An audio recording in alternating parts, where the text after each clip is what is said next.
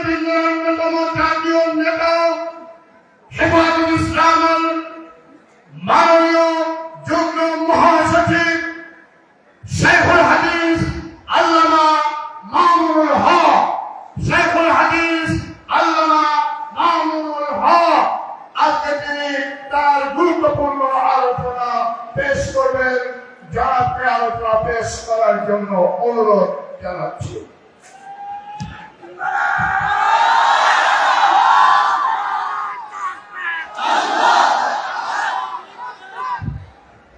السلام عليكم ورحمة الله. الحمد لله نحمده ونستعينه ونستغفره ونؤمن به ونتوكل عليه ونشهد أن لا إله إلا الله وحده لا شريك له ونشهد أن سيدنا ومولانا محمدا عبده ورسوله صلى الله تعالى عليه وعلى آله وأصحابه وبارك وسلم تسليما كثيرا. أما بعد فأعوذ بالله من الشيطان الرجيم. بسم الله الرحمن الرحيم. ألم تر إلى الذين يزعمون أنهم آمنوا بما أنزل إليك وما أنزل من قبلك يريدون أن يتحاكموا إلى الطاغوت وقد أمروا أن يكفروا به ويريد الشيطان أن يضلهم ضلالا بعيدا. بارك الله لنا ولكم في القرآن العظيم ونفعنا وإياكم بالآيات والذكر الحكيم. اللهم صل على محمد وعلى آل محمد كما صليت على إبراهيم وعلى آل إبراهيم إنك حميد مجيد. اللهم بارك على محمد وعلى آل محمد كما باركت على إبراهيم وعلى آل إبراهيم إنك حميد مجيد.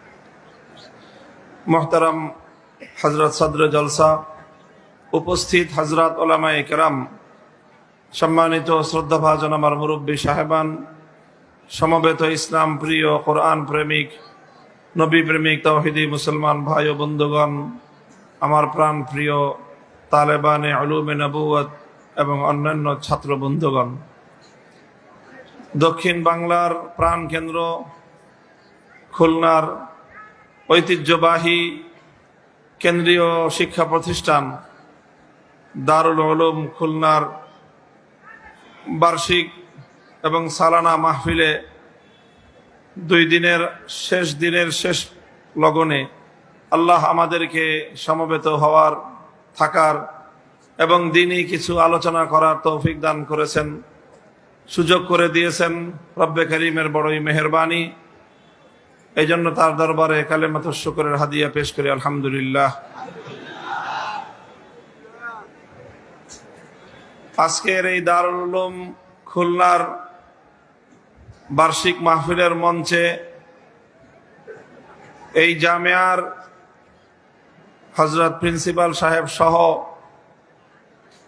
জামিয়ার সকল মুহাদ্দিসগণ এবং অন্যান্য শিক্ষকবৃন্দ উপস্থিত রয়েছেন। এছাড়াও দক্ষিণবঙ্গের শুধু নয়, বাংলাদেশের প্রবীণ উলামায়ে কেরামও এখানে উপস্থিত রয়েছেন। আল্লাহ পাক রব্বুল আলামিন আমাদের এই সকল সরতাজ বুজুর্গানে দ্বীনের নেক হায়াত বৃদ্ধি করে দেন, আমাদের উপর তাদের নেক ছায়াকে আল্লাহ পাক প্রলম্বিত করে দেন। আমি আপনাদের সাথে প্রতি বছরই খুলনার মাহফিলে, দারুল উলুমের মাহফিলে আপনাদের সাথে সাক্ষাৎ হয়।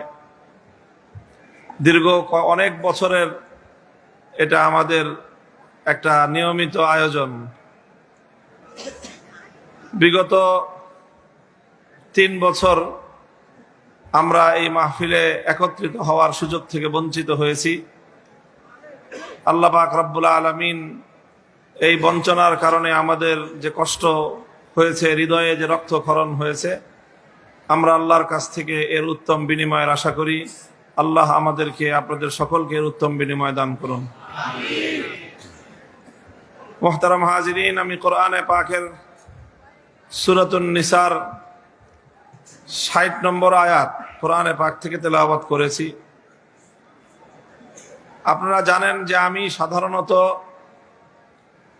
মাহফিল, নামাজ এবং রাষ্ট্র রাজনীতির অধ্যায়, ইসলামের দিক নির্দেশনা বলতে থাকি, শুনতে থাকি, আর বিপরীত দিকে সেই শ্রেণীর মানুষের অন্তর্জ্বালা বাড়তে থাকে। তখন তাদের যতই অন্তর্জ্বালা হোক না কেন, আমরা আল্লাহর কোরআনের ভাষায় তাদেরকে কথা বলা ছাড়া আমাদের আর কোনোই উপায় নাই। কুল মৌতু বিগাইজিকুম, তোমরা তোমাদের এই অন্তর্জ্বালায় পুড়তে থাকো আর মরতে থাকো, আমরা কোরআনের কথাগুলো বলতেই থাকবো। এই কথাগুলো বলার জন্যই পৃথিবীতে আমাদের আবির্ভাব।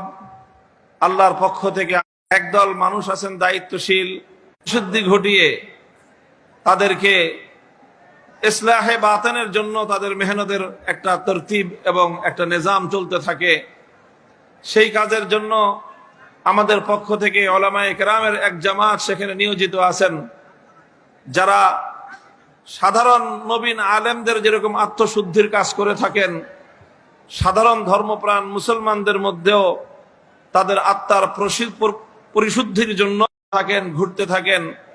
সেটাও আমাদেরই আরেকটা কাজ, এবং সেই কাজের জন্য উলামায়ে কেরামের পক্ষ থেকে বিরাট এক জামাত নিয়োজিত আছেন। ঠিক ওইরকম ভাবেই উলামায়ে কেরামের পক্ষ থেকে আল্লাহর এই জমিনে আল্লাহর দ্বীনকে বিজয়ী করবার জন্য সামনা করার দায়িত্বে থাকে। কিছু মানুষ আয় উপার্জন করার দায়িত্বে থাকে। সকলের সম্মিলিত কাজের মাধ্যমেই একটা সংসার, একটা পরিবার, একটা প্রতিষ্ঠান সুন্দরভাবে পরিচালিত হয়। তো আল্লাহর দ্বীনের এই সকল জরুরি কাজগুলোকে তাকসিমে কার তথা কর্মবন্টনের রীতির মধ্যে ফেলে আমরা বিভিন্নমুখী কাজ করে থাকি। মুহতারাম হাজিরিন, এই প্রসঙ্গে দুটি কথা আমি বলি, বিশেষ করে আলেম ওলামাদেরকে এবং নবীন আলেমদেরকে এবং মাদারেসগুলোকেও বলবো যে আমরা আমাদের যে কথা জাতির সামনে তুলে ধরি, সেই তুলে ধরার ক্ষেত্রে আল্লাহর কোরআনের একটা মূল নীতি রয়েছে, উদউ ইলা সাবিলি রাব্বিকা বিল হিকমাতি ওয়াল মাউইজাতিল হাসানা। হিকমতের সাথে মানুষের সামনে কথা তুলে ধরা, হিকমত অবলম্বন করা দরকার। হিকমত অর্থ সবসময় এটা নয় যে আমি শুধুমাত্র কৌশলে আমি নরম নরম কথাগুলো বলে গেলাম আর শক্ত কথাগুলি এড়ায় গেলাম, এর নাম হিকমত নয়। বরং হিকমতের অর্থ হলো যেই কথাটা যেইখানে যেইভাবে বলা প্রয়োজন, সেই কথাটা সেইখানে সেইভাবে বলা। দারুল উলুম খুলনা এটা একটা কেন্দ্রীয় প্রতিষ্ঠান। এটা শুধু খুলনা শহরের জন্য নয়, এমনকি শুধু খুলনা বিভাগের জন্য নয়, বরং এই বৃহত্তর পদ্মার এই দক্ষিণাঞ্চলের বাংলাদেশের জন্য একটা কেন্দ্রীয় প্রতিষ্ঠান। এই প্রতিষ্ঠান থেকে যেরকম এই অঞ্চলে ইসলাম বিরোধী যে কোনো কার্যকলাপ সম্পর্কে সতর্ক দৃষ্টি রাখতে হবে, এই অঞ্চলের মানুষের দ্বীন এবং ঈমানের হেফাজত, সমস্যার প্রশ্নের সমাধানের আয়োজন থাকতে হবে, ঠিক তদ্রূপ এই প্রতিষ্ঠানের মঞ্চ থেকে এই অঞ্চলের মানুষের সামাজিক এবং রাজনৈতিক দিক নির্দেশনাও থাকতে হবে। এই জন্য আমি সব জায়গায় যাই না। আমার পিছনে শাইখুল হাদিস আল্লামা আজিজুল হক রহমতুল্লাহ আলাইহির সম্পর্কের সিল মারা আছে। কাজেই আমাদের এই সকল পরিচয়, এই সকল দায়িত্ব ইত্যাদির মাধ্যমে আমরা যেই কথা যেইভাবে বলি, একজন নবীন আলেম, একজন নবীন আলোচক একটা মফস্বল অঞ্চলের মাহফিলে সেই কথা সেইভাবে বলা উচিত না। এটা খুব খেয়াল করতে হবে। আমাদের আলোচনা ভালো করে বুঝতে হবে সবাইকে, কিন্তু সবাই আমার মতো কথা বলতে যাবেন না। বলতে হলে মুরব্বীদের পরামর্শ নিয়ে কে কোন কথাটা বলবে, কে কোন ভাবে কথা বলবে, এগুলো তাদের আন্ডারে, তাদের পরামর্শক্রমে, তাদের নির্দেশনায় দ্বীনি সর্বমুখী কার্যক্রম আমাদেরকে পরিচালনা করতে হবে। আমি গতকালকে আলোচনা করেছি উত্তরবঙ্গের একেবারে আরেকটা এরকম কেন্দ্রীয় প্রতিষ্ঠান, মুরব্বী যারা আছেন আমার ওস্তাদ সমতুল্য এবং সরাসরি অনেকে ওস্তাদদের পক্ষ থেকে আমি বলি এবং ওনাদের কাছে বিশেষভাবে অনুরোধ থাকবে, আমার কোনো কথায় যদি মনে হয় যে ভুল আছে অবশ্যই আপনারা সেটাকে সংশোধন করে দিবেন। আপনাদের এই শিষ্য ইনশাআল্লাহ মুরব্বীদের, আপনাদের বড়দের নির্দেশনার বাইরে এক কদম ফেলতে প্রস্তুত না। এটা হলো আমাদের প্রথম কথা। আমি মনে করি এই ধরনের কেন্দ্রীয় প্রতিষ্ঠানগুলো থেকে, এই বার্ষিক মাহফিলের মঞ্চ থেকে আগামী 1 বছরে দেশের রাষ্ট্র এবং রাজনীতিতে ধর্মপ্রাণ মানুষদের কি ভূমিকা হবে সেই বিষয়ে নির্দেশনা থাকা উচিত। চলমান বাংলাদেশের সমাজ এবং রাজনৈতিক প্রেক্ষাপটে আলেম সমাজের কি বক্তব্য, সেই বক্তব্য স্পষ্ট ভাষায় আমাদেরকে বলতে হবে। আমাদের এই কথায় এক শ্রেণীর মানুষ রুষ্ট হয়। কারা রুষ্ট হয়, আমাদের এই কথাগুলি কাদের পছন্দ হয় না, তাদের পরিচয়টাও খুব ভালো করে শুনে রাখেন। এরা হলো ওই শ্রেণীর মানুষ যারা ইসলামকে শুধুমাত্র এতিমখানা, মসজিদ আর মিলাদ শরীফের মধ্যে সীমাবদ্ধ দেখতে চায়। তারা আলেম সমাজের কাছ থেকে সমাজ এবং রাষ্ট্রীয় বিষয়ে দিক নির্দেশনা কথা শুনতে প্রস্তুত না। তোমাদেরকে বলবো, তোমরা তোমাদের এই মনোভাব এবং তোমাদের এই মতাদর্শকে পরিবর্তন করো। আজকে পরিবর্তন করার কথা বললাম, এরপরে বলবো যদি এই ধরনের কথা আলেম সমাজের কাছ থেকে শুনতে তোমাদের ভালো না লাগে, বাংলাদেশের মাটি তোমাদেরকে বহন করবে না। এটা পরিষ্কার আমাদের বক্তব্য। আমি নাম উল্লেখ করে বলি, এই যে পতিত আওয়ামী সরকার, আওয়ামী দল, অনেক অনেক সমালোচনার দিক আছে। এখন আপনারা গাথায় পড়ছেন, নিজেদেরকে নিয়ে নতুন করে একটু চিন্তা করেন, নিজেদের ভুল ত্রুটিগুলো শুধরানোর চেষ্টা করেন। আপনাদের দাম্ভিকতা আজকে আপনাদেরকে এই পর্যায়ে নিয়ে এসেছে। আপনাদের অহংকার আজকে আপনাদের এই পতনের এই মূলে ভূমিকা রেখেছে। উঠতে উঠতে আকাশে উড়েছেন, মাটিতে পা লাগান নাই। আর এখন গোটা বাংলাদেশের কোথাও নাম নিয়ে দুজন মানুষ একত্রিত হওয়ার সাহস আপনারা রাখেন না। আপনাদেরকে বলবো বিশেষ করে যে আলেম সমাজের কাছ থেকে আপনারা রাষ্ট্র এবং রাজনীতি বিষয়ে কোন নির্দেশনা শুধু শুনতে অপছন্দ করেন তাই নয়, বরং আলেম সমাজের কণ্ঠকে আপনারা রোধ করার চেষ্টা করেছেন। ওলামায়ে কেরামের কণ্ঠ রুদ্ধ হয় নাই, বরং জেহাদে আপনারা আলেমদের কণ্ঠকে স্তব্ধ করার চেষ্টা করেছেন। আমার আল্লাহ সে হাত ভেঙে গুড়িয়ে দিয়েছে।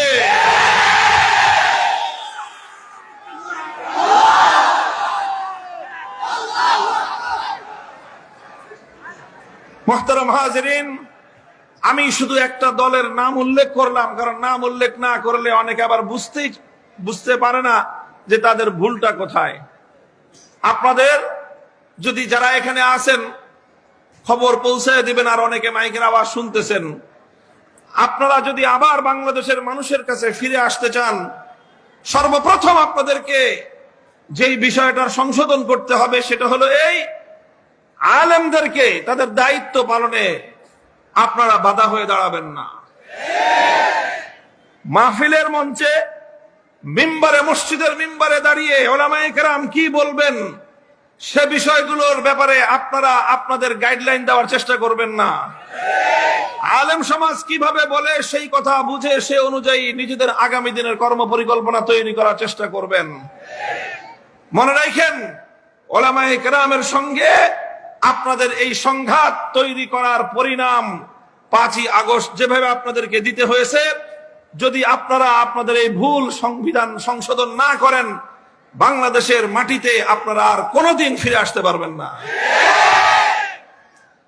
মনে করেছিলেন যে কিছু আলেমদেরকে কণ্ঠরুদ্ধ করলে ইসলামের আলো নিভে যাবে। ইউরিদুনা লিইউতফিউ নূরাল্লাহি বিআফওয়াহিহিম ওয়াল্লাহু মুতিম্মু নূরিহি ওয়ালাউ কারিহাল কাফিরুন। ইতিহাস সাক্ষী, হকের ঝান্ডা সমুন্নত করবার জন্য যারা কাজ করে, আর সেই হকের ঝান্ডাকে ভুলণ্ঠিত করবার জন্য যারা কাজ করে, এই হক আর বাতিলের লড়াই যখন শুরু হয়, কিছুক্ষণ পর্যন্ত, একটা সময় পর্যন্ত হকের ঝান্ডাদারীদের রক্ত ঝরে, জীবন যায়, জুলুম সহ্য করে, এরপর আল্লাহ পাক রব্বুল আলামিন হকের ঝান্ডাদারীকেই বিজয় দান করেন এবং হক চূড়ান্তভাবে গালেব হয় আর বাতিল পরাভূত হয়। বাতিল দুনিয়াতে পরাভূত হওয়ার জন্য এসেছে। মুহতারাম হাজিরিন, এটা হলো আমি মৌলিক কিছু কয়েকটা কথা বললাম। এটা একটা দলের নাম উল্লেখ করে বললাম। অপর দল বা অন্যান্যরা মনে করবেন না যে আপনারা সব একেবারে ধোয়া পাক পবিত্র। তাদেরকে দেখে দেখে আপনারাও মাঝে মাঝে এই ধরনের চর্চা করার চিন্তা করেন। বাংলাদেশে একটা কালচার ব্যাপকভাবে ওলামায়ে কেরাম এটাকে সম্মিলিতভাবে রুখে দাঁড়াতে হবে। সেটা হলো ধর্মীয় কার্যক্রমে, ইসলামের বিভিন্ন মুখে কার্যক্রমে কিছু রাজনৈতিক নেতৃবৃন্দ তারা খবরদারি করবার চেষ্টা চালায়। মাহফিলের মঞ্চগুলোতেও তারা খবরদারি করার চেষ্টা করে। এই মাহফিলের মঞ্চগুলো, এগুলো পয়গম্বরদের উত্তরাধিকারের মঞ্চ। এখানে যারা আল্লাহর কোরআন এবং নবীর সুন্নাহর এলেমের ধারক বাহক, শুধুমাত্র তাদেরই খবরদারি চলবে, তাদেরই নেতৃত্ব চলবে। কোন মাহফিলের মঞ্চে কোন রাজনৈতিক নেতার খবরদারি আগামী দিনে বাংলাদেশে যেন না দেখা যায়। যারা রাজনীতি করতে চান, মাহফিলে আসবেন এলাকার গণ্যমান্য ব্যক্তি হিসেবে। মঞ্চে যদি আলেম সমাজ ডাক দিয়ে বসায়, নিজেদের জন্য এটা সম্মান মনে করবেন। খবরদারি করতে আসবেন, আপনাদের খবর নিয়ে আমরা ছেড়ে দিব। এইভাবে মাহফিলগুলোর ব্যাপারে সকল মাহফিলের আয়োজক আপনারা আপনাদের এই মানসিকতাকে এবং ইসলামের এই ভাব গম্ভীর্যপূর্ণ এই কাজের গুরু দায়িত্বকে যথাযথভাবে পালন করার চেষ্টা করুন। সকল রাজনৈতিক দলগুলোকে বলে দেই, আপনাদের পক্ষ থেকে আপনারা সহযোগিতা করবেন, খবরদারি করার চেষ্টা করবেন না ইনশাআল্লাহ। 2024 সালের এই পরিবর্তন চোখে আঙ্গুল দিয়ে দেখিয়ে দিয়েছে বাংলাদেশের এ মাটি ইসলামী বিপ্লবের জন্য অনেক উর্বর। এদেশের মানুষ ওলামায়ে কেরামের কাছ থেকে তারা তাদের দিক নির্দেশ। আরে কি শুরু করছে এই লোকটা? এই কোসাকুসি করতেছেন কি জন্য?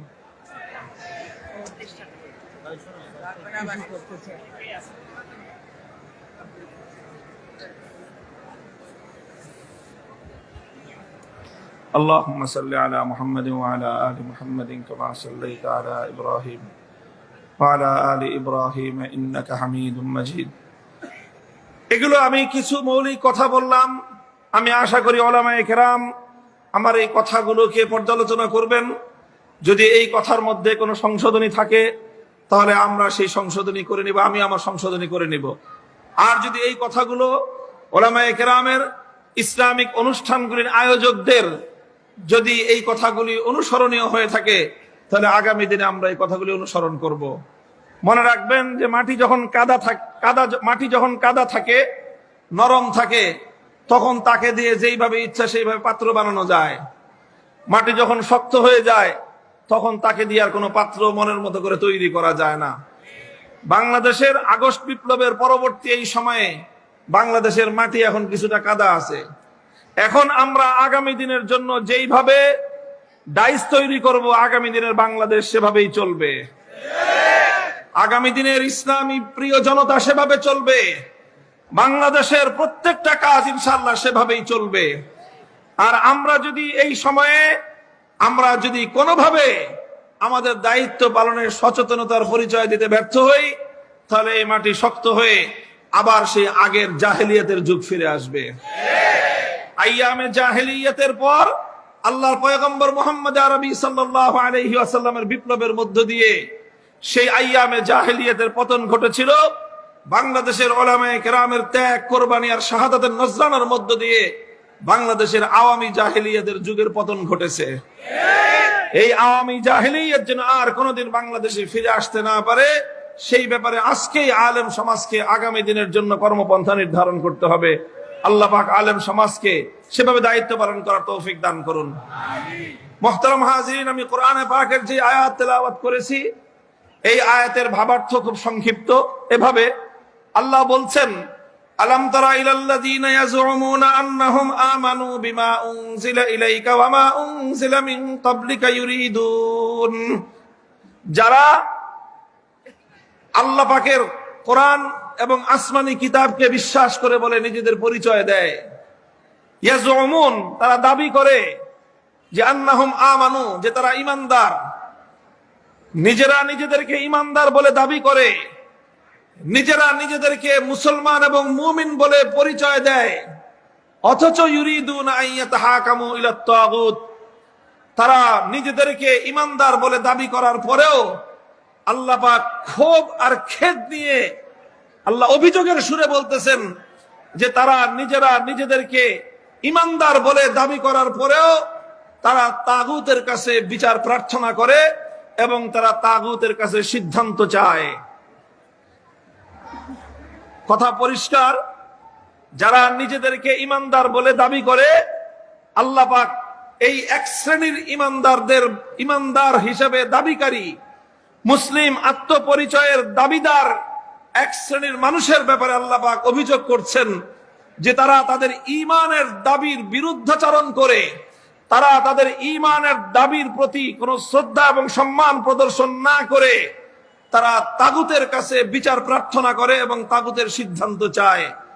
আল্লাহ বলছেন, এই কর্মকাণ্ডের মাধ্যমে ওয়ায়ুরিদুশ শাইতানু আন ইউদিল্লাহুম দালালাম বাঈদা, তারা শয়তানের শিকারে পরিণত হয় এবং শয়তান তাদেরকে গুমরাহ এবং বিভ্রান্ত করে ছাড়ে।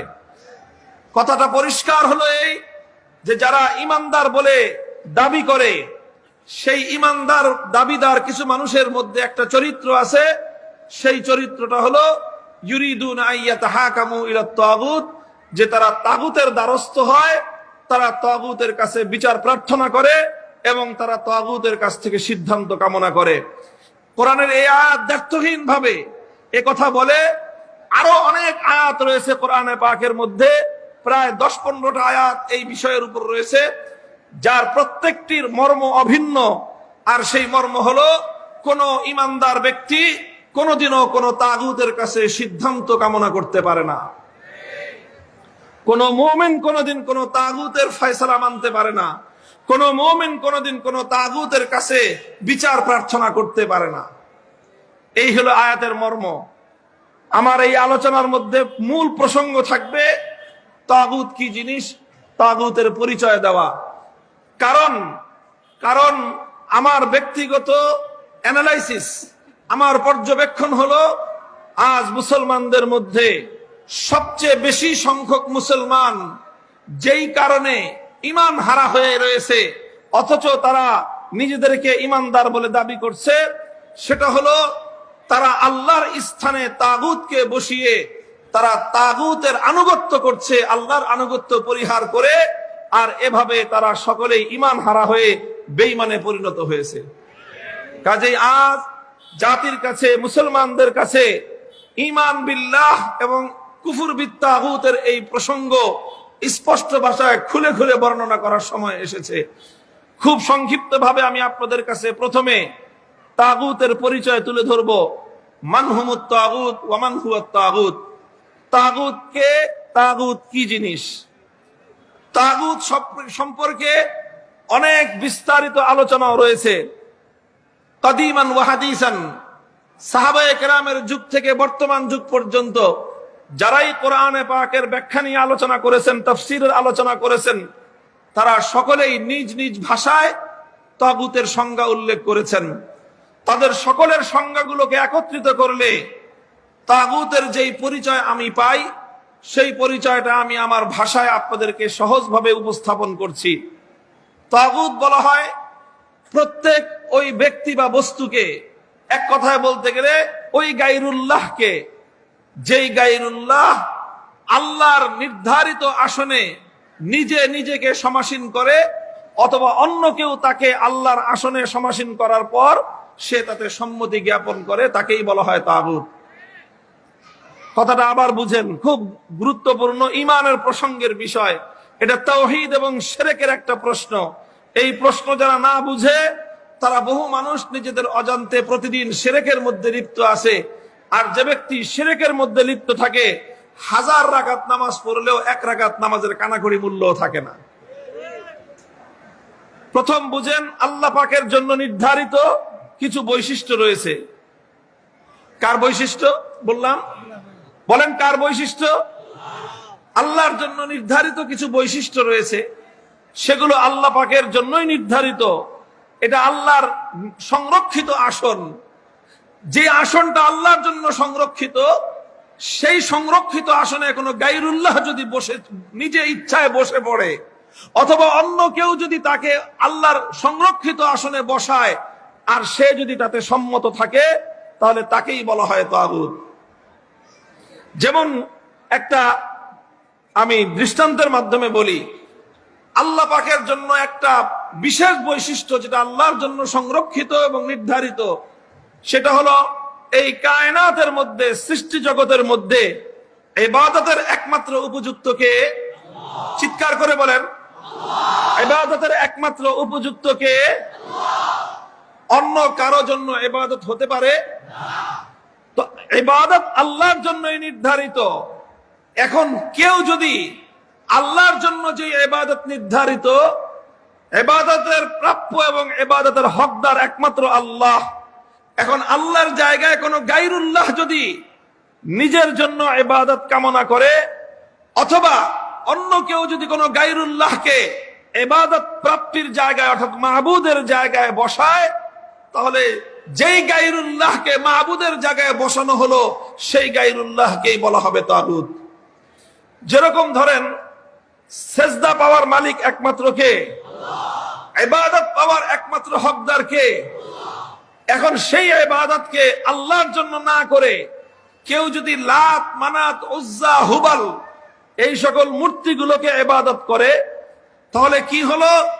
ইবাদতের আসন, ইবাদত প্রাপ্তির আসন একমাত্র সংরক্ষিত ছিল কার জন্য? আল্লাহর। সেই সংরক্ষিত আসনে যখন লাতকে বসানো হলো, তো লাত হলো তাগুত। ইবাদত পাওয়ার একমাত্র হকদার হলেন আল্লাহ। সেই ইবাদত পাওয়ার জায়গায় যদি কেউ মানাত বা উজ্জা বা হুবালকে বসায়, তখন সেই লাত, মানাত, উজ্জাকে বলা হয় তাগুত। আল্লাহর জন্য যে ইবাদত নির্ধারিত, সেই আল্লাহকে ইবাদত না করে কেউ যদি দুর্গা, সরস্বতী, কালী ইত্যাদি দেবতার মূর্তিগুলোকে পূজা করে এবং আল্লাহর জন্য নির্ধারিত সংরক্ষিত আসনে এই সকল মূর্তিগুলোকে যদি কেউ স্থাপন করে, তখন সেই মূর্তিগুলোকে বলা হয় তাগুত। অর্থাৎ ইবাদত যেটা একমাত্র আল্লাহর জন্য নির্ধারিত ছিল, সেই ইবাদত আল্লাহর জন্য না করে যখন কোন গায়রুল্লাহর জন্য ইবাদত করা হলো, তো যেই গায়রুল্লাহর জন্য ইবাদত করা হয়, সেই গায়রুল্লাহকেই বলা হয় তাগুত। বুঝা গেল? সুতরাং লাত এটা কি একটা তাগুত, দুর্গা এটা কি একটা, কালী এটা কি একটা, সরস্বতী এটা কি, যত কিছুর পূজা করা হয় সবগুলোকে বলা হয় তাগুত। কারণ অন্য কোনো কিছুর পূজা করলে, ইবাদত করলে সেগুলো কেন তাগুত হবে? কারণ ইবাদত পাওয়ার একমাত্র উপযুক্ত কে? ঠিক ইবাদত যেরকম একমাত্র আল্লাহর প্রাপ্য, ঠিক তেমনি ভাবে এই আসমান এবং জমিনের মধ্যে নিরঙ্কুশ ভাবে সার্বভৌম ক্ষমতা নিয়ে আসমান এবং জমিন নয়, শুধু কুল কায়নাতের মধ্যে আইন তৈরি করার একচ্ছত্র মালিককে। এটাও এক আল্লাহ পাক রব্বুল আলামিনের নির্ধারিত ক্ষমতা। এই আসমান এবং জমিন সহ কায়নাতের মধ্যে কোনটা বৈধ, সেই বৈধ জিনিসের বৈধতা দেওয়ার অধিকার কার? যেটা অবৈধ, সেই অবৈধতাকে অবৈধতার ঘোষণা দেওয়ার মালিক কে? এই সুতরাং কোনটা বৈধ হবে, কোনটা অবৈধ হবে, এটা নির্ধারণ করার চূড়ান্ত ক্ষমতা হলো একমাত্র আল্লাহর। এটাকে, এই চূড়ান্ত ক্ষমতা, যেই ক্ষমতাকে প্রশ্ন করা যায় না, যেই ক্ষমতাকে বাতিল করা যায় না, যেই ক্ষমতাকে অস্বীকার করা যায় না, বরং যেই ক্ষমতাকে প্রত্যেকে মেনে নিতে বাধ্য, সেই ক্ষমতাকেই বলা হয় চূড়ান্ত ক্ষমতা। আর এটাকেই প্রচলিত রাষ্ট্রবিজ্ঞান এবং পলিটিক্যাল সায়েন্সের পরিভাষায় এটাকে ইংলিশে বলা হয় পাওয়ার অফ সভরেইনটি, বাংলায় বলা হয় সার্বভৌম ক্ষমতা। সার্বভৌম ক্ষমতা বলা হয় এমন একটা ক্ষমতাকে, যেই ক্ষমতা যেই সত্তার থাকে, ওই সত্তা যেই আইন করবেন সেই আইনই চূড়ান্ত আইন। তার আইনকে কেউ চ্যালেঞ্জ করতে পারবে না, তার আইনকে কেউ বাতিল করতে পারবে না, তার কোন আইনের উপর কেউ প্রশ্ন তুলতে পারবে না। এই ধরনের চূড়ান্ত ক্ষমতার মালিকানাকেই বলা হয় সার্বভৌম ক্ষমতা। আসমান আর জমিনের মধ্যে সার্বভৌম আইন তৈরি করবার ক্ষমতা একমাত্র কার? ইবাদত পাওয়ার একমাত্র উপযুক্ত যেমন কে? জোরে বলেন, ইবাদত পাওয়ার একমাত্র উপযুক্ত কে? ঠিক তেমনি ভাবে কায়নাতের মধ্যে, সৃষ্টি জগতের মধ্যে আইন তৈরি করবার চূড়ান্ত ক্ষমতা একমাত্র কার? আইন তৈরি করবার চূড়ান্ত ক্ষমতা একমাত্র যেহেতু আল্লাহর, সুতরাং ইবাদতের মতোই আল্লাহর ইবাদতের স্থানে যেই গায়রুল্লাহ নিজে স্থাপিত হবে, নিজে বসবে, অথবা অন্য কেউ তাকে বসাবে, সে যেমন তাগুতে পরিণত হবে, ঠিক তদ্রূপ আল্লাহ পাক রব্বুল আলামিনের সার্বভৌম আইন তৈরি করবার এই ক্ষমতার মসনদে আল্লাহ ছাড়া যে কোনো গায়রুল্লাহ বসবে, সেই গায়রুল্লাহকে কোরআনের ভাষায়, ইসলামের পরিভাষায় এবং 1400 বছরের ইসলামের সকল পণ্ডিতদের ঐক্যমতে, ইজমায়ের ভিত্তিতে তাদেরকে বলা হবে তাগুত। চাই সেই তাগুত যে আইন তৈরি করবার চূড়ান্ত ক্ষমতা নিজের হাতে তুলে নিতে চায়, সে যদি কোনো রাজা বাদশাহ হয়, সেই রাজা বাদশাহ হবে তাগুত। যেই রাজা বাদশাহ আল্লাহর আইনের বিরুদ্ধে নিজে কোনো আইন তৈরি করবে, আল্লাহর আইনের বিরুদ্ধে কোনো আইন যদি কোনো মন্ত্রী পরিষদ করে, সেই মন্ত্রী পরিষদকে বলা হবে তাগুত। আল্লাহর কোন আইনের বিরুদ্ধে কোন বিচারালয়, কোন আদালত অথবা কোন আদালতের বিচারপতিরা যদি কোনো আইন তৈরি করে, তাহলে সেই আদালত এবং সেই বিচারালয় এবং সেই বিচারপতিদেরকে বলা হবে তাগুত। আল্লাহর আইনের বিরুদ্ধে কোন আইন পরিষদ, কোন সংসদ যদি কোন আইন তৈরি করে, সেই গোটা সংসদকে বলা হবে তাগুত, এবং সেই তাগুতকে অস্বীকার করার নামই হলো ঈমান। মুহতারাম হাজিরিন, বিষয়টা আজকের বাংলাদেশের চলমান প্রসঙ্গের সঙ্গে খুবই প্রাসঙ্গিক, এই জন্যই আমি এই কথার আলোচনাটা উত্থাপন করলাম। এই জন্য আমাদেরকে সর্বপ্রথম তাগুতের এই পরিচয়টা খুব ভালো করে বুঝতে হবে। উলামায়ে কেরামকে বলবো, তাগুতের এই পরিচয় দ্ব্যর্থহীন এবং স্পষ্ট ভাষায় জাতির সামনে ব্যাপকভাবে তুলে ধরার প্রয়োজন। আল্লাহর কোরআন বলেছে, ওয়ামান ইউমিন বিল্লাহি ওয়া ইয়াকফুর বিত-তাগুতি ফাকাদ ইসতামসাকা বিল উরওয়াতিল উসতা। আল্লাহর উপর ঈমান আনতে হবে, তাগুতকে অস্বীকার করতে হবে, তাহলেই তুমি মুক্তিপ্রাপ্ত হবে। আর যদি তুমি আল্লাহর উপরেও ঈমান আনো, তাগুতকেও তুমি বিশ্বাস করো, তাহলে তুমি হলো ভণ্ড ঈমানদার। কারণ তাগুতের ঈমান আর আল্লাহর ঈমান কোশ্চিনকালেও একত্রিত হতে পারে না। রাতের অন্ধকার আর দিনের আলো যেমন একত্রিত হতে পারে না, ঠিক তেমনি ভাবে আল্লাহর উপর ঈমান এবং তাগুতের উপর বিশ্বাস একত্রিত হতে পারে না। যাদের তাগুতের উপর বিশ্বাস রয়েছে, তার আল্লাহর উপর ঈমান অগ্রহণযোগ্য। যাদের আল্লাহর উপর ঈমান রয়েছে, তারা তাগুতকে কোশ্চিনকালেও স্বীকার করতে পারে না। মুহতারাম হাজিরিন, বিষয়টাকে আমি আল্লাহর পয়গম্বরের একটি হাদিসের দ্বারা উদ্ধৃত করছি। একটি হাদিসের সকল কিতাবের মধ্যেই শাব্দিক ভিন্নতা সহ বর্ণিত রয়েছে। বুখারী, মুসলিম সহ তিরমিজি আর আবু দাউদের মধ্যে ব্যাপক বিস্তৃতভাবে আলোচিত হাদিসটি উল্লেখ রয়েছে। একজন সাহাবী, নাম হলো তার আদি ইবনে হাতেম। আমরা সকলে একটা নামের সঙ্গে খুব পরিচিত, নামটা হলো হাতেম তাই। নাম শুনেছেন? শুনেছেন হাতেম তাই? খুব বখিল মানুষ ছিলেন।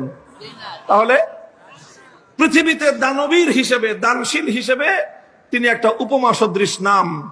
মানুষ বলে, কাউকে অতিমাত্রায় যদি কেউ দানশীলতা করে, তাহলে তাকে বলা হয় তিনি যুগের হাতেম তাই।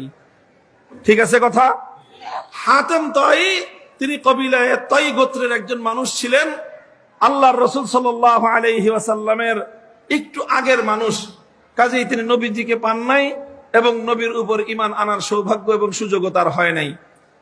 তবে তার ছেলের নাম ছিল আদি ইবনে হাতেম।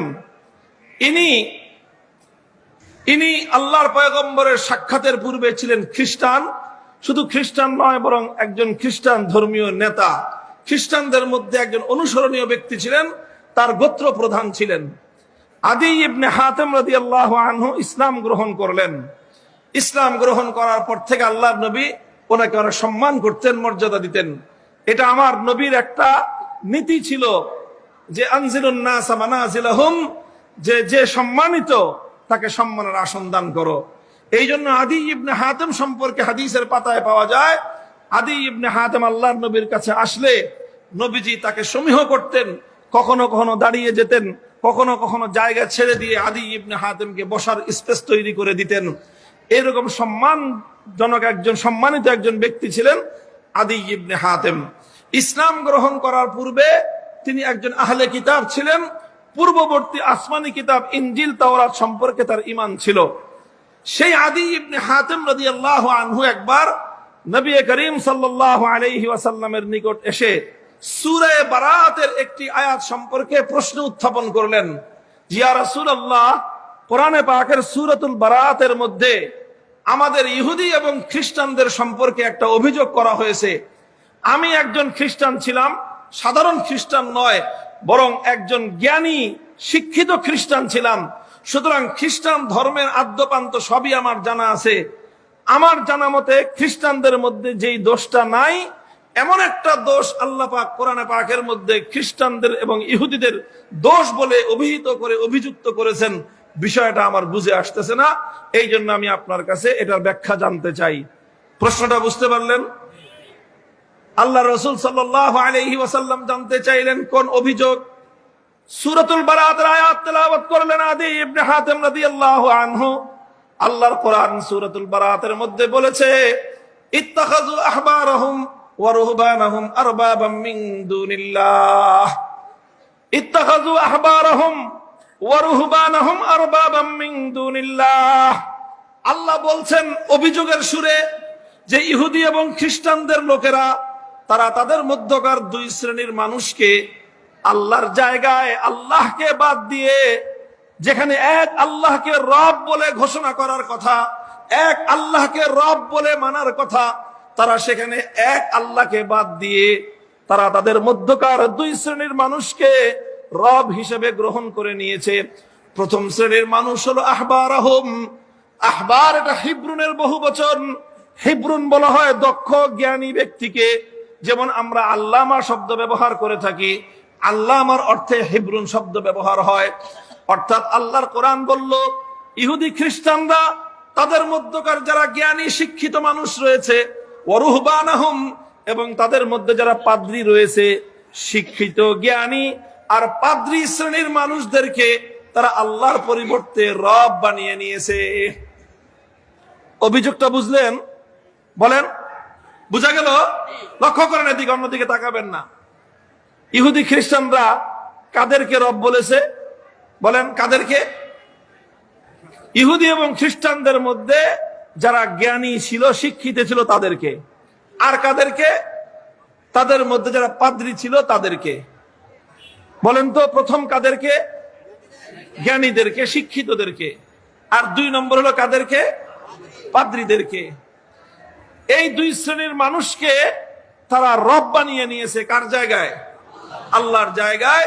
এটা হলো আল্লাহর কোরআনের অভিযোগ ইহুদি এবং খ্রিস্টানদের সম্পর্কে।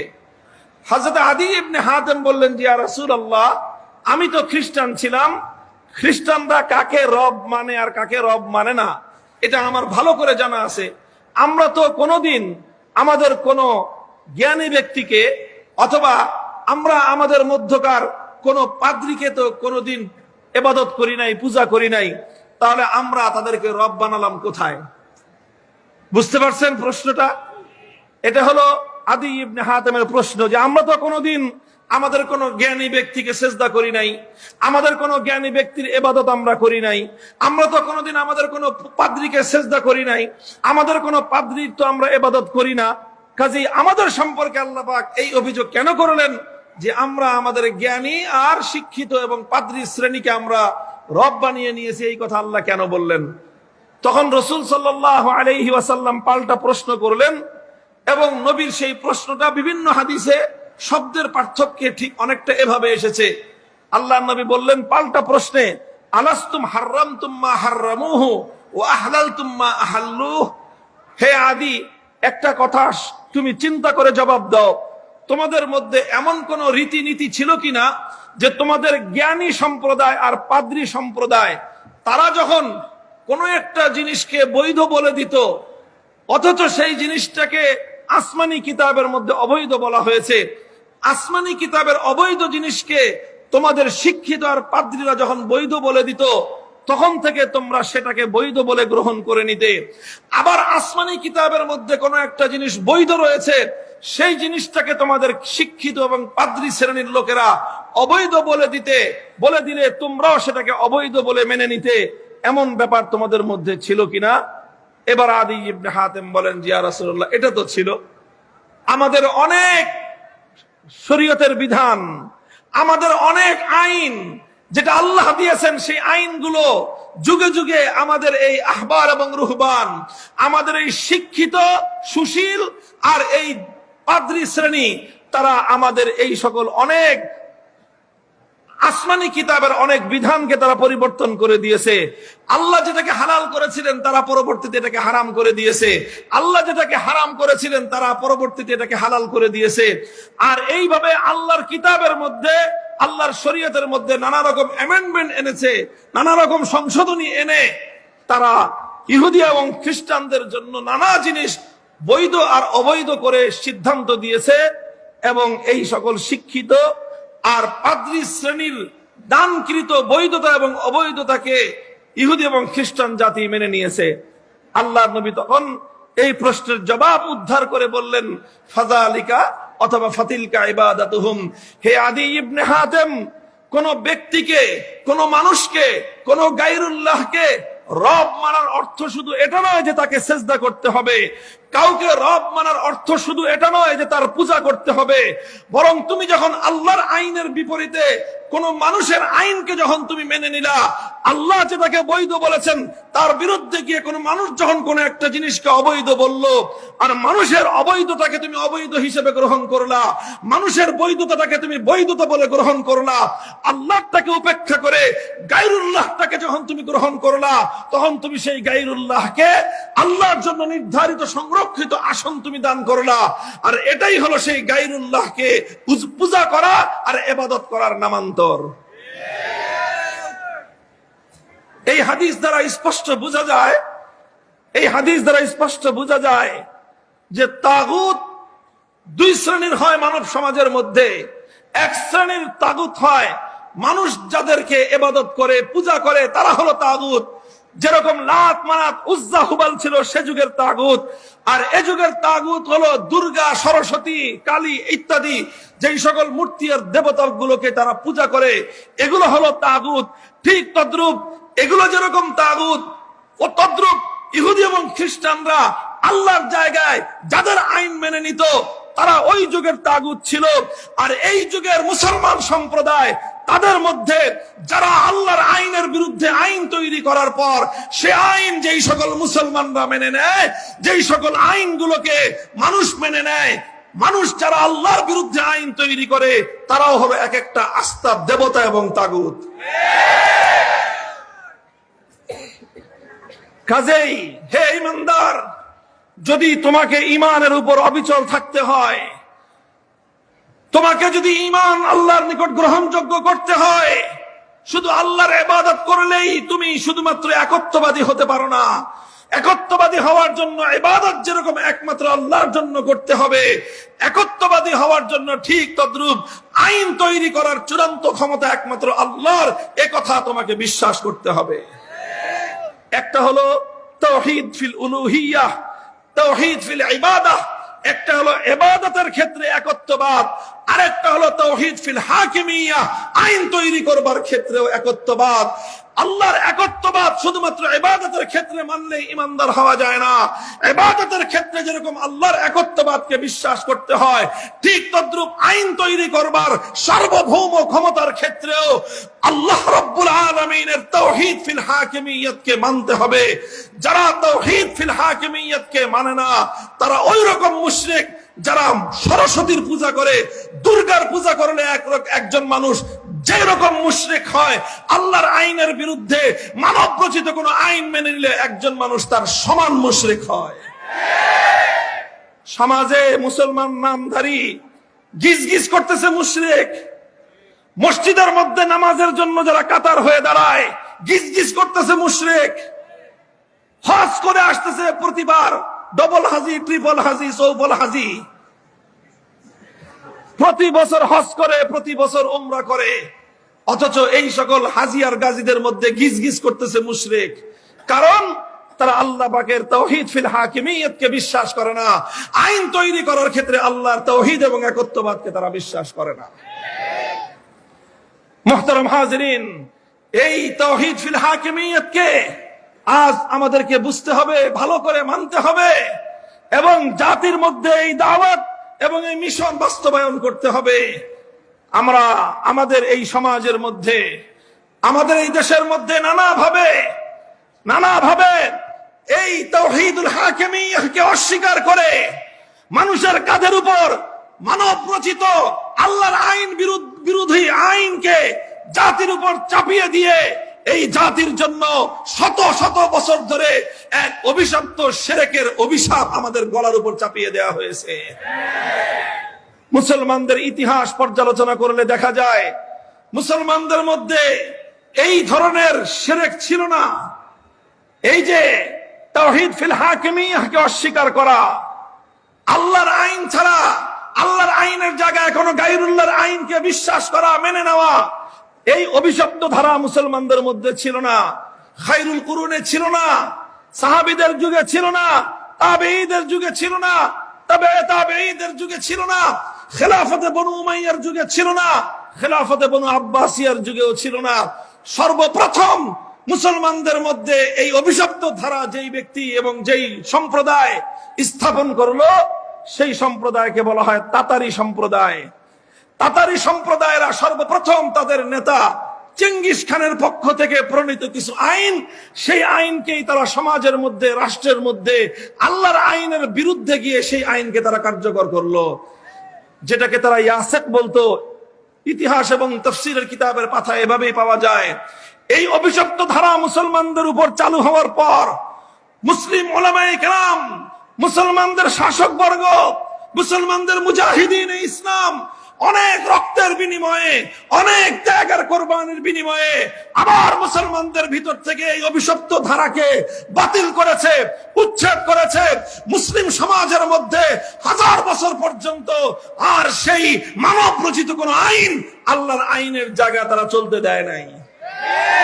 এভাবেই পুনরুদ্ধার হয়েছে। তাতারিরা মুসলমান হয়ে গিয়েছে, অধিকাংশ তাতারি মুসলমান হয়ে তারা মানব রচিত সেই আইনের অভিশপ্ত ধারা থেকে ফিরে এসে আল্লাহর আইনের দ্বারাই তারা নিজেদের জীবনকে পরিচালিত করেছে। এভাবে চলতে চলতে মুসলিম সমাজের মধ্যে এটাই ছিল প্রধান ধারা। মুসলমানদের যতগুলো সাম্রাজ্য ছিল, সেই খেলাফতে বনু আব্বাসিয়ার পরে, দীর্ঘদিন পরে আবার খেলাফতে ওসমানিয়া, সেই খেলাফতে ওসমানিয়ার যুগেও মুসলিম সমাজের মধ্যে প্রায়, এই যে বর্তমান আজকের পৃথিবীর মানচিত্রের মধ্যে প্রায় 57টা মুসলিম দেশ আছে, এই সবগুলো দেশ একসময় খেলাফতের অন্তর্ভুক্ত ছিল। আর প্রতিটা দেশে খেলাফতের অন্তর্ভুক্তির কারণে সেখানে আইন চলতো একমাত্র কার? চিৎকার করে বলেন, আইন চলতো একমাত্র কার? এটা ছিল মুসলমানদের ঈমানের বিষয়। মুসলমানরা যেরকম ইবাদতের ক্ষেত্রে এক আল্লাহর একত্ববাদকে বিশ্বাস করত, আইন তৈরি করার ক্ষেত্রে আল্লাহর একত্ববাদকে মুসলমানরা বিশ্বাস করত। আর এজন্যই মুসলমানরাই ছিল পৃথিবীতে একমাত্র একত্ববাদী জাতি।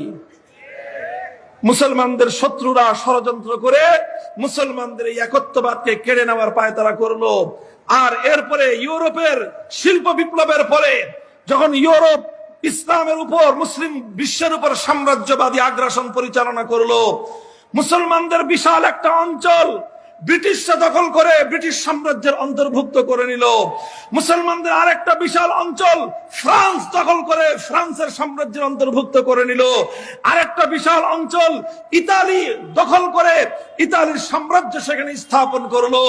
ইতালিয়ান সাম্রাজ্য, ফ্রান্সিসি সাম্রাজ্য আর এই ব্রিটিশ সাম্রাজ্য, তারা মুসলিম সমাজের মধ্যে সবচেয়ে ভয়ঙ্কর যে কাজটা করলো সেই কাজ হলো মুসলিম সমাজ থেকে আইনের ক্ষেত্রে আল্লাহ পাকের একত্ববাদ, তাওহীদ ফিল হাকিমিয়্যত কে উৎখাত করে আল্লাহর আইনের জায়গায় তারা তাদের পক্ষ থেকে মানব রচিত আইন জাতির উপর, মুসলমানদের উপর চাপিয়ে দিল। এই যখন মুসলমানদের উপর যখন এই অভিশাপ চেপে বসলো, মুসলমানদের উপর যখন এই অভিশাপ চেপে বসলো, মুসলমানদের অভিভাবক আলেম সমাজ এক মুহূর্তের জন্য নীরব আর নিস্তব্ধ হয়ে যাননি। মুসলমানদের উপর এই অভিশাপ চেপে বসার সঙ্গে সঙ্গে পৃথিবীর প্রতিটি জনপদ থেকে মজলুম উলামায়ে কেরাম তাদের জীবনের মায়াকে ত্যাগ করে জানকে হাতের উপর নিয়ে এই তাওহীদ ফিল হাকিমিয়্যত, আল্লাহর একত্ববাদকে বাস্তবায়ন করার জন্য সাম্রাজ্যবাদের বিরুদ্ধে অসম লড়াই আর যুদ্ধ শুরু করে দিলেন। আমাদের এই পাক ভারত উপমহাদেশে সর্বপ্রথম শাহ আব্দুল আজিজ মুহাদ্দিস দেহলভী রহমতুল্লাহ আলাইহি তিনি বললেন যে আমার দেশ থেকে আল্লাহর আইনকে উৎখাত করে দিয়ে ব্রিটিশরা তাদের আইন বাস্তবায়ন করেছে, সুতরাং এই দেশে যত সংখ্যক মুসলমান থাকুক না কেন, যে দেশের আইন হয় গায়রুল্লাহর আইন, সেই দেশের শতকরা 100% মুসলমান থাকলেও সেই দেশটা মুসলমানদের দেশ এবং ইসলামী দেশ থাকে না, সেই দেশটা হয়ে যায় দারুল হরব। সেই দারুল হরবের ফতোয়া দিলেন এবং তিনি বললেন এই দারুল হরবকে আবার দারুল ইসলামে পরিণত করা, অর্থাৎ এই মুসলিম জনপদ থেকে গায়রুল্লাহর বিধান এবং গায়রুল্লাহর আইনকে উচ্ছেদ করে আবার আল্লাহর আইন বাস্তবায়ন করার জন্য জিহাদ করা মুসলমানদের জন্য ফরজ। এই ফতোয়ার পর শুরু হলো মুসলমানদের লড়াইয়ের প্রস্তুতি, জিহাদের প্রস্তুতি, যুদ্ধের প্রস্তুতি, অসম লড়াইয়ের প্রস্তুতি নিতে নিতে 1757 সালে ব্রিটিশরা আমাদের দেশে তাদের সাম্রাজ্যের থাবা বিস্তার করার পর আল্লাহর আইনকে উচ্ছেদ করে মানব রচিত আইনের দ্বারা যখন তারা আমাদেরকে শাসন করতে আরম্ভ করলো, 1757 সালের পর 1831 সালে সর্বপ্রথম সৈয়দ আহমদ শহীদ রহমতুল্লাহ আলাইহির নেতৃত্বে আল্লাহর জমিনে আল্লাহর আইন বাস্তবায়নের সেই ধারাকে আবার ফিরিয়ে আনার জন্য জিহাদ হলো, লড়াই হলো। লড়াই হলো বালাকোটের রণাঙ্গনে, জিহাদ হলো বালাকোটের জিহাদ। সেই জিহাদে আমাদের পূর্বপুরুষরা রক্ত দিলেন, জীবন দিলেন, শাহাদাত বরণ করলেন, কিন্তু আল্লাহর আইন বাস্তবায়ন করার চেষ্টা থেকে এক কদম তারা পিছপা হলেন না। 1831 সালের 5ই মে বালাকোটের রণাঙ্গনে রক্তস্নাত ইতিহাস প্রতিষ্ঠিত হয়েছিল শুধুমাত্র এই জন্য যে আইন চলবে আল্লাহর জমিনে একমাত্র কার। ওনারা শাহাদাত বরণ করলেন, আন্দোলন পরাস্ত হলো, ওনারা থেমে গেলেন না, আবার নতুন করে প্রস্তুতি গ্রহণ করলেন। 1857 সালের আগে 19 শতকের মাঝামাঝি সময়ে আমাদের পূর্বপুরুষগণ তারা খেলাফতের ঘোষণা দিলেন। তারা একটা এলাকায় ঘোষণা দিলেন এই এলাকায় আল্লাহর আইন চলবে।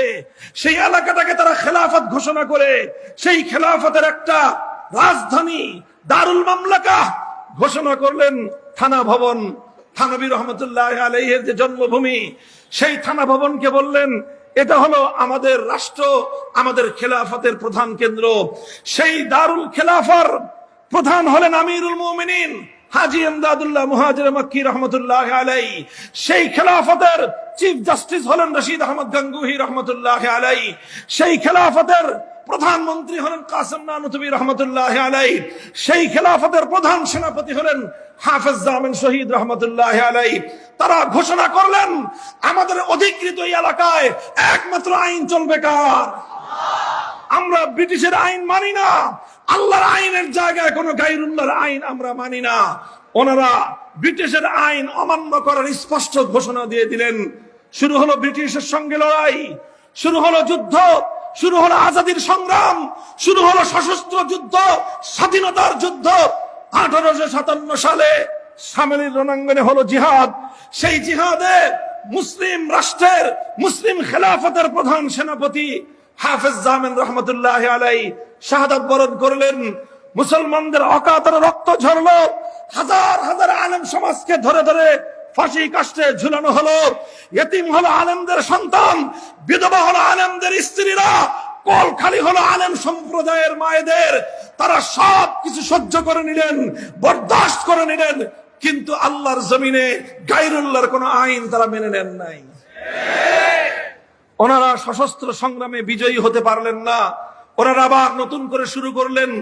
1857 সালের 10 বছর পরে 1866 সালে দারুল উলুম দেওবন্দ প্রতিষ্ঠা করলেন আর ঘোষণা করলেন, দেখতে দেখা যায় একটা শিক্ষা প্রতিষ্ঠান, কিন্তু দারুল উলুম দেওবন্দ এটা কোনো শুধু নিছক শিক্ষা প্রতিষ্ঠান নয়, বরং এই শিক্ষা প্রতিষ্ঠান থেকে আল্লাহর জমিনে আবার আল্লাহর দ্বীন, আল্লাহর আইন বাস্তবায়ন করার সংগ্রামী তৈরি করার কারখানা হিসেবে আমরা এটাকে শুরু করলাম যাত্রা। 1866 সালে যাত্রা শুরু হয়ে 90 বছর পর্যন্ত সংগ্রাম চললো, 80 বছর পর্যন্ত সংগ্রাম চললো। 80 বছরের সংগ্রামের পর 1947 সালে ইংরেজরা, ব্রিটিশরা এই দেশ ছেড়ে যাওয়ার জন্য তারা সম্মত হলো। তারা বলল আমরা এই দেশটা ছেড়ে যাব। যখন এই দেশটা ছেড়ে যাওয়ার জন্য তারা সম্মত হলো, রাজি হলো, তখন এই ভারতবর্ষে মূলত 2 সম্প্রদায়ের বসবাস ছিল। একটা সম্প্রদায় ছিল হিন্দু, অপর সম্প্রদায় ছিল মুসলিম। হিন্দুরা সংখ্যায় বেশি ছিল, মুসলমানরা সংখ্যায় তাদের চেয়ে তুলনামূলক কম ছিল। তখন মুসলমানরা চিন্তা করলো, যদি আমরা হিন্দু আর মুসলিম মিলে আবার একত্রিত হই, তাহলে আমরা এখানে আল্লাহর আইন বাস্তবায়ন করতে গেলে, কোরআনের আইন বাস্তবায়ন করতে গেলে, শরীয়তের বিধান বাস্তবায়ন করতে গেলে হিন্দুরা এটার বিরুদ্ধাচরণ করতে পারে। সুতরাং আমরা হিন্দুদের সঙ্গে একসাথে থাকবো না, আমরা একটা আলাদা রাষ্ট্র চাই, আমরা একটা আলাদা ভূখণ্ড চাই। সেই ভূখণ্ডে আমরা মুসলমানরা, আমরা আমাদের আল্লাহর আইন, আল্লাহর কোরআনের বিধান, ইসলামী শরীয়তের শাসন ব্যবস্থা বাস্তবায়ন করব। এটা নিয়ে সংগ্রাম শুরু হলো, আন্দোলন শুরু হলো। একদিকে হিন্দুস্তান, ভারত, আর একদিকে হলো পাকিস্তান, যেই পাকিস্তানের মাটিতে বাস্তবায়ন হবে আল্লাহর কোরআন।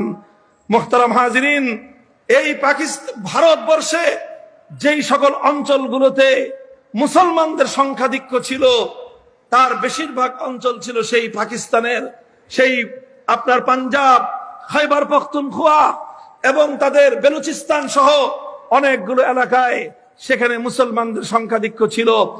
আর তাদের থেকে অনেক দূরে বিচ্ছিন্ন এক এলাকায়, একটা প্রান্তিক এলাকায়, এই বঙ্গ অঞ্চলের অর্ধেকে পূর্ববঙ্গের এই অঞ্চলে এখানেও ছিল মুসলমানদের সংখ্যাধিক্য। তখন এই মুসলমানরা তারা অনেক ত্যাগ আর কোরবানি স্বীকার করার জন্য প্রস্তুত হলো।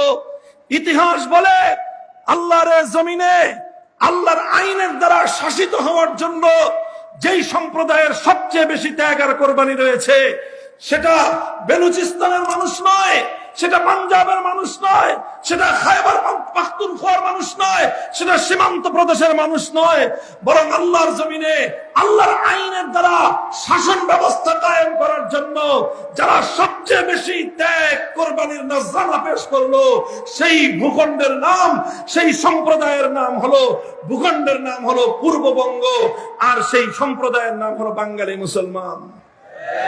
আলহামদুলিল্লাহ, আমরা আমাদের পূর্বপুরুষদেরকে নিয়ে গৌরব করি, অহংকার করি। মীর নেসার আলী তিতুমীর রহমতুল্লাহ আলাইহি আল্লাহর জমিনে আল্লাহর আইন বাস্তবায়ন করার জন্য প্রতিরোধ সংগ্রাম করলেন। অস্ত্র নাই, শস্ত্র নাই, শক্তি নাই, বাঁশ দিয়ে কেল্লা নির্মাণ করলেন, বাঁশের লেঠেল বানায়ে ইংরেজদের বিরুদ্ধে আল্লাহর বিধানকে বাস্তবায়ন করার জন্য যুদ্ধ করলেন, লড়াই করলেন। ইংরেজরা বন্দুক দিয়ে, তোপ কামান দিয়ে তিতুমীরের বাঁশের কেল্লা আগুন দিয়ে জ্বালিয়ে দিল। তিতুমীরের লাঠিয়ালদের বিরুদ্ধে বন্দুক নিয়ে তারা যুদ্ধ করলো। তিতুমীর এবং তার লাঠিয়াল বাহিনী শাহাদাত বরণ করলেন, রক্ত দিয়ে আল্লাহর জমিনকে রঞ্জিত করলেন, কিন্তু আল্লাহর আইনের জায়গায় গায়রুল্লাহর আইনের সামনে মাথা নত করলেন না। আমাদের এদেশের আরেকজন বিপ্লবী সংগ্রামী, স্বাধীনতার এক মহানায়কের নাম হাজী শরীয়তুল্লাহ রহমতুল্লাহ আলাইহি। হাজী শরীয়তুল্লাহর আন্দোলন ইতিহাস থেকে পড়ুন। তার আন্দোলনের নাম ছিল ফরায়েজি আন্দোলন। তিনি এক জামাত গঠন করলেন, সেই জামাতের নাম ছিল ফরায়েজি জামাত। ফরায়েজি মানে কি? ফরায়েজি মানে হলো আল্লাহর ফরজ বিধানগুলো বাস্তবায়ন করার আন্দোলন। তিনি আল্লাহর ফরজ বিধান বাস্তবায়ন করার জন্য আন্দোলন শুরু করলেন। সেই আন্দোলনে অসংখ্য মানুষ রক্ত দিল, জীবন দিল, শাহাদাত বরণ করলো। এই বাংলা জনপদের মুসলমানরা শত শত বছর পর্যন্ত আল্লাহর জমিনে আল্লাহর আইনের দ্বারা শাসিত হওয়ার জন্য ত্যাগ, কোরবানি আর শাহাদাতের অসংখ্য নজরানা পেশ করেছেন। এরপরে দেখেন, যখন 1947 সাল আসলো, এই ভারতবর্ষ স্বাধীন হবে। ভারতবর্ষ স্বাধীন হওয়ার সময় এই বাংলার মুসলমানদের সামনে দুটো অপশন ছিল, দুটো সুযোগ ছিল। একটা হলো নিজেদের পার্শ্ববর্তী বিশাল ভারতের সঙ্গে একত্রিত হয়ে বিশাল একটা সাম্রাজ্য এবং বিশাল একটা দেশের নাগরিক হওয়া, অনেক বড় দেশের নাগরিক হওয়া। আরেকটা অপশন ছিল, না, এত বড় দেশের নাগরিক নয়, এত ফ্যাসিলিটি আর এত সুযোগ সুবিধা নয়, নিকটবর্তী বিশাল অঞ্চলের হিন্দুদের সঙ্গে নয়, বরং 7 সমুদ্র 13 নদীর ওপারের মুসলমানদের সঙ্গে সংঘবদ্ধ হয়ে আমরা ভূখণ্ড ছোট পেতে পারি। কিন্তু লোকেরা সমর্থন জানিয়েছিল মাত্র 60 থেকে 70 ভাগ। অর্থাৎ আল্লাহর জমিনে আল্লাহর বিধান বাস্তবায়ন করার ক্ষেত্রে মুসলমানদের জন্য কোরআনী শাসনতন্ত্রের মাধ্যমে রাষ্ট্র গঠন করার জন্য, পাকিস্তান গঠন করার জন্য পাকিস্তানের, পশ্চিম পাকিস্তানের মানুষের যত আবেগ এবং তাদের যত ত্যাগ আর কোরবানি ছিল, তার চেয়ে অনেক বেশি ত্যাগ আর কোরবানি ছিল এই বাংলার মুসলমানদের। এরপরের ইতিহাস আমাদের সঙ্গে বিশ্বাসঘাতকতার ইতিহাস। এরপরের ইতিহাস পশ্চিম পাকিস্তানের স্বৈর শাসক খান পাঠানরা বাংলাদেশের মুসলমানদের ত্যাগ আর কোরবানির প্রতি বৃদ্ধাঙ্গুলি প্রদর্শন করে আমাদের শাহাদাতের রক্তের সঙ্গে গাদ্দারি করবার ইতিহাস। 24 বছর পর্যন্ত পাকিস্তান টিকে থাকলো। আলেম সমাজ বারবার বললেন, 1947 সালের 15ই আগস্ট ব্রিটিশদের কাছ থেকে আমরা দেশটাকে মুক্ত করেছি, স্বাধীন করেছি। আমাদের দেশের আলেম সমাজ বলেছিলেন, বাড়ির কাছের কলকাতা থাকতে, বাড়ির কাছের হিন্দুস্তান থাকতে, হিন্দুস্তানকে লাথি মেরে সেই 7 সমুদ্র পাড়ি দিয়ে পাকিস্তানের সঙ্গে একীভূত হলাম। আমাদের লাহোর, পাঞ্জাব আর করাচির প্রতি আমাদের কোনো দুর্বলতা এবং কোনো আকর্ষণ ছিল না। আমাদের আকর্ষণ ছিল একমাত্র আল্লাহর কোরআনের প্রতি। কিন্তু তারা আমাদের এই জাতির সঙ্গে গাদ্দারি করেছে, বিশ্বাসঘাতকতা করেছে। এ জাতির বাংলাদেশের মুসলমানরা আল্লাহর আইন বাস্তবায়ন করার জন্য যে ত্যাগ আর কোরবানি স্বীকার করলেন, তারা বিন্দু মাত্র তার মূল্যায়ন করলো না। ওলামায়ে কেরাম যখন বলতেন, পাকিস্তান তো গঠন হয়েছিল উদ্দেশ্য, ঘোষণা, অঙ্গীকার, জাতির সঙ্গে কমিটমেন্ট ছিল যে দেশের সংবিধান হবে কোরআনী সংবিধান, শাসনতন্ত্র হবে ইসলামী শরিয়া শাসনতন্ত্র। আপনারা সেই কোরআনী শাসনতন্ত্র বাস্তবায়ন করেন না কেন?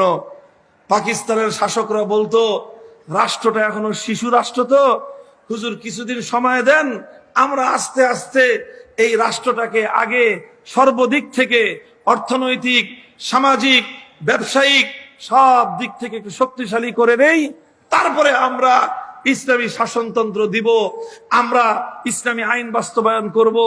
এখন যদি আমরা ইসলামী আইন বাস্তবায়ন করতে যাই, ইউরোপ আমেরিকার লোকেরা আমাদেরকে সাহায্য করবে না, ওরা আমাদেরকে সহযোগিতা করবে না। ওদের সাহায্য আর সহযোগিতা না নিলে আমাদের পাকিস্তান উন্নতি করতে পারবে না।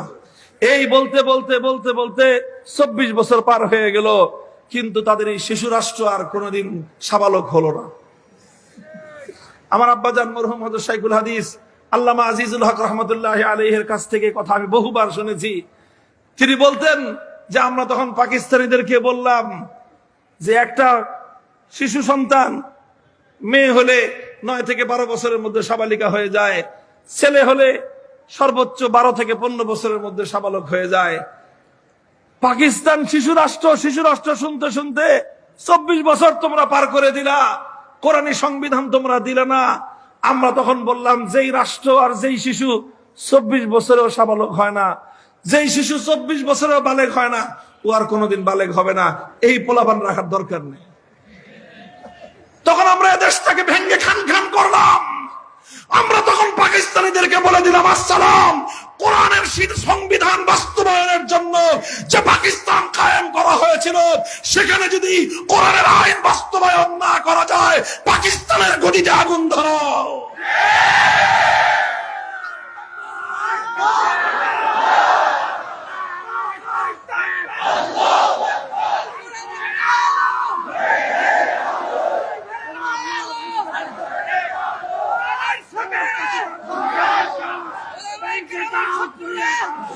মুহতারাম হাজিরিন, এই যখন পাকিস্তানিদের সঙ্গে আলেম সমাজের দ্বিধাদ্বন্দ্ব, আলেম সমাজের যখন এটা নিয়ে তাদের সঙ্গে দ্বন্দ্ব আর লড়াই চলছে, আলেমরা বলতেছে যে উদ্দেশ্যে, যে অঙ্গীকার করে মুসলমানদের জন্য আলাদা ভূখণ্ড নেওয়া হয়েছিল, সে অঙ্গীকার তোমরা বাস্তবায়ন করো, আমরা কোরআনের সংবিধান চাই।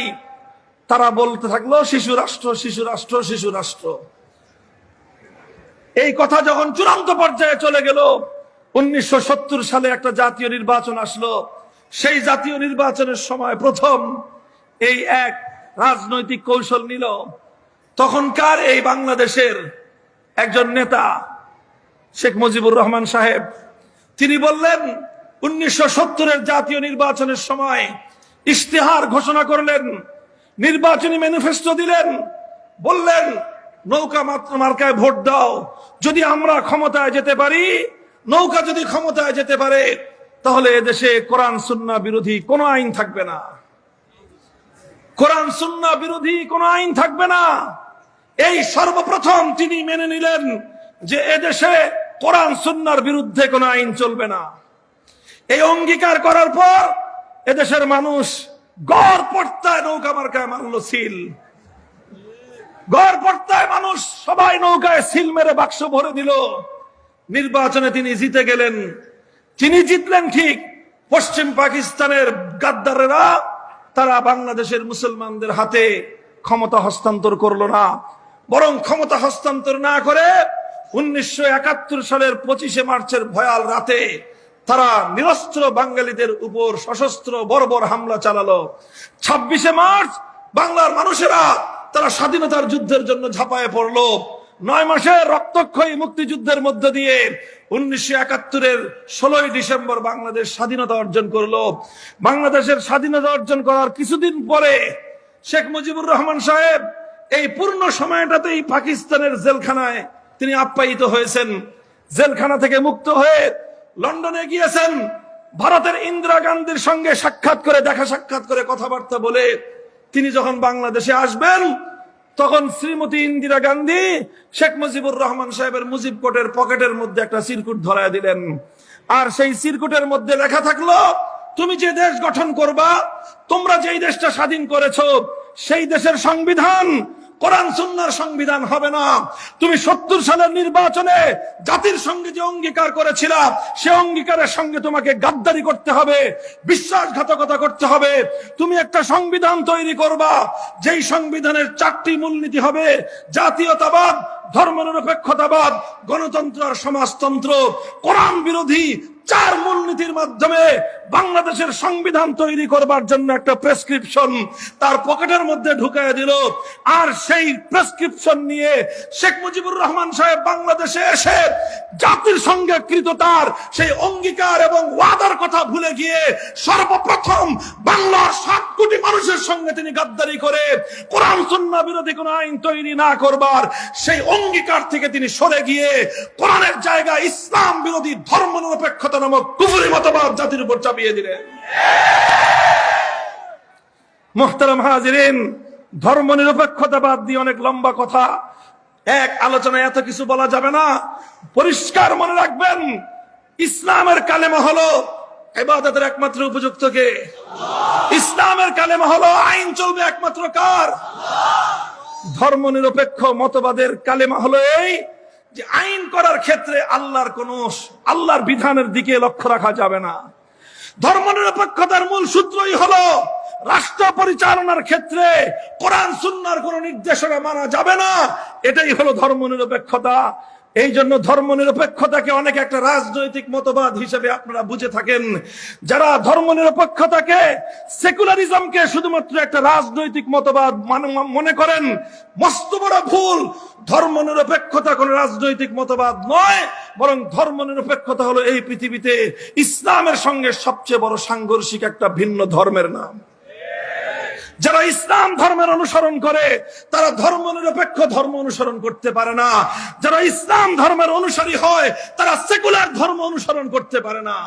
কারণ ইসলাম বলে কোরআন আইনের সূত্র হবে কোরআন সুন্নাহ, ধর্ম নিরপেক্ষতা বলে আইনের সঙ্গে কোরআন সুন্নাহর কোনো সম্পর্ক থাকতে পারবে না।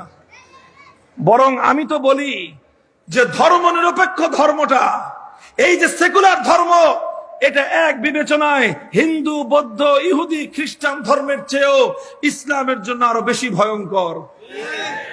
বলবেন কেন? কারণ হলেই একজন মানুষ যদি হিন্দু হয় সবাই বুঝে যে ও মুসলমান না। কথা বলেন? কোন মানুষ কোন হিন্দুকে কোনদিন মুসলমান মনে করে? কারণ হিন্দু তো হিন্দুই, আবার মুসলমান হয় কিভাবে? কোন মানুষ যদি বৌদ্ধ, খ্রিস্টান হয় কেউ তাকে মুসলমান মনে করে? তার জন্য, এই জন্য তাকে ইসলামের দাওয়াত দেয়, ভাই তুমি ইসলামের কালিমা গ্রহণ করো, চিরস্থায়ী জাহান্নাম থেকে তুমি মুক্তি পেয়ে যাবা। এই জন্য একজন মানুষ একসাথে হিন্দু আর মুসলিম হতে পারে না, একজন মানুষ একসাথে খ্রিস্টান আর মুসলমান হতে পারে না, একজন মানুষ একই সঙ্গে বৌদ্ধ, ইহুদি আর মুসলমান হতে পারে না। কারণ সবাই জানে হিন্দু, বৌদ্ধ, ইহুদি, খ্রিস্টান হলে মুসলমান হওয়া যায় না। কিন্তু মানুষ এটা জানে না যে সেকুলার হলেও মুসলমান হওয়া যায় না।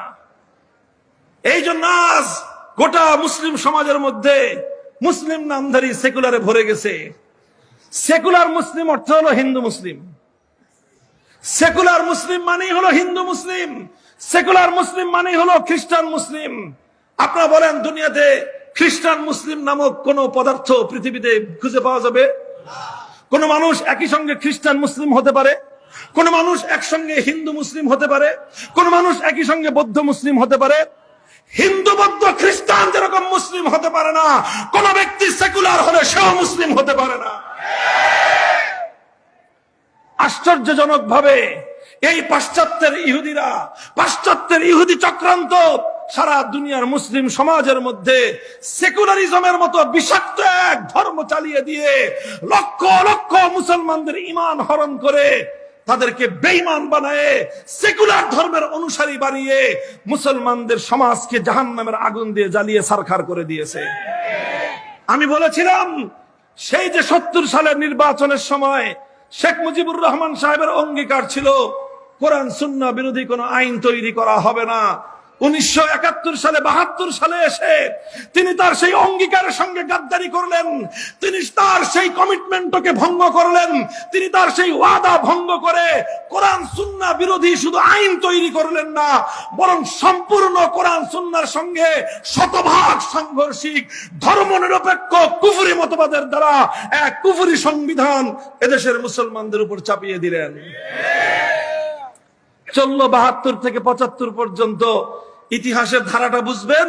আমার আখেরি কথা হলো, আজ আমরা যে পর্যায়ে দাঁড়িয়ে আছি, এই পর্যায়ে দাঁড়িয়ে আলেম সমাজের পক্ষ থেকে, মুসলিম জনতার পক্ষ থেকে, তাওহীদি জনতার পক্ষ থেকে, বিপ্লবীদের পক্ষ থেকে এই জাতি এবং এই রাষ্ট্র কর্ণধারদের কাছে আমাদের স্পষ্ট একটা পয়গাম দেওয়া দরকার।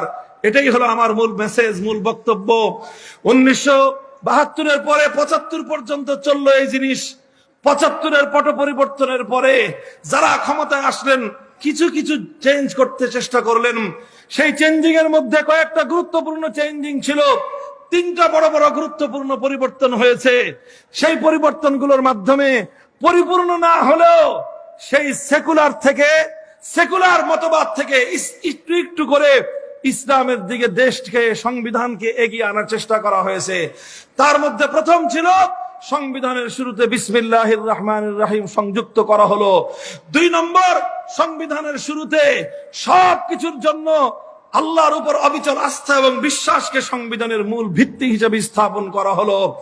আল্লাহর উপর অবিচল আস্থা এবং বিশ্বাস, এই ভিত্তি যখন স্থাপিত হয়, আসলে এই ভিত্তির মাধ্যমেই সংবিধানের মধ্যে কোরআন সুন্নাহ বিরোধী যতগুলো ধারা আছে সবগুলো ধারা স্বয়ংক্রিয়ভাবে বাতিল হয়ে যাওয়ার কথা। এই জন্যই এই কথাটা বুঝতে পেরেছে এই সেকুলার ধর্মের ধ্বজাধারীরা। এই জন্য সুযোগ পাওয়ার পর সর্বপ্রথম তারা সংবিধান থেকে আল্লাহর উপর অবিচল আস্থা এবং বিশ্বাসকে তারা মুছে ফেলেছে। কারণ আল্লাহর উপর অবিচল আস্থা এবং বিশ্বাস যদি থাকে, তাহলে কোরআন সুন্নাহ বিরোধী কোনো আইন, কোনো নীতি, কোনো সংবিধানের ধারা এখানে থাকতে পারে না।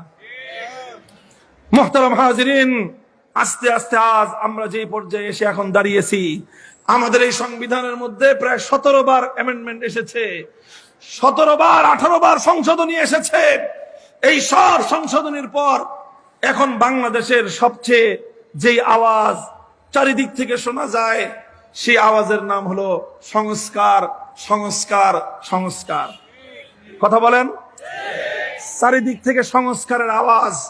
আমরা আমাদের স্পষ্ট দ্ব্যর্থহীন সংস্কারের কথা তুলে ধরতে চাই।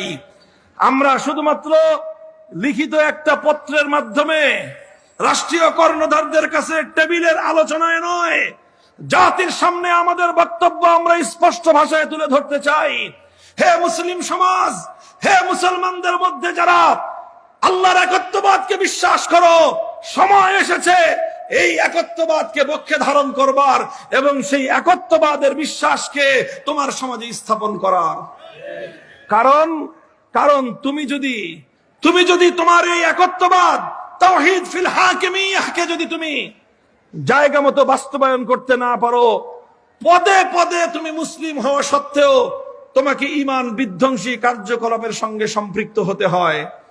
এই যে দেখেন, যে কোনো জাতীয় দিবস আসলে আমাদের বাংলাদেশের যে জাতীয় ক্যান্টনমেন্ট আছে, সেই ক্যান্টনমেন্টের মধ্যে একটা শিখা অনির্বাণ আছে।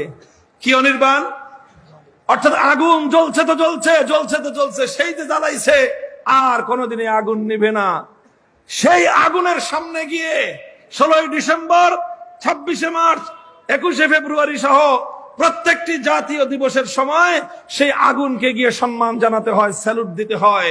রাষ্ট্রীয় কোনো অতিথি আসলে, বিদেশ থেকে কোন সেনা প্রধান বা উচ্চপদস্থ সেনা কর্মকর্তারা বাংলাদেশে আসলে বাংলাদেশের মুসলমানের সন্তান সেনা প্রধান সহ সেখানে গিয়ে অগ্নি পূজারীদের মতো আগুনের সামনে গিয়ে নীরবতা পালন করতে হয়, যেটা স্পষ্ট শিরকি সংস্কৃতি, যেটা স্পষ্ট শিরক।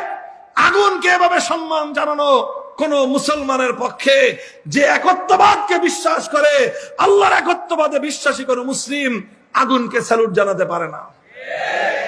21শে ফেব্রুয়ারি আসলেই সকল জায়গায় মৃত ব্যক্তিদের নামে, শহীদদের নামে বেদি তৈরি করা হয়, আর সেই বেদির মধ্যে ফুলের স্তবক তৈরি করা হয়, পুষ্পস্তবক অর্পণ করা হয়।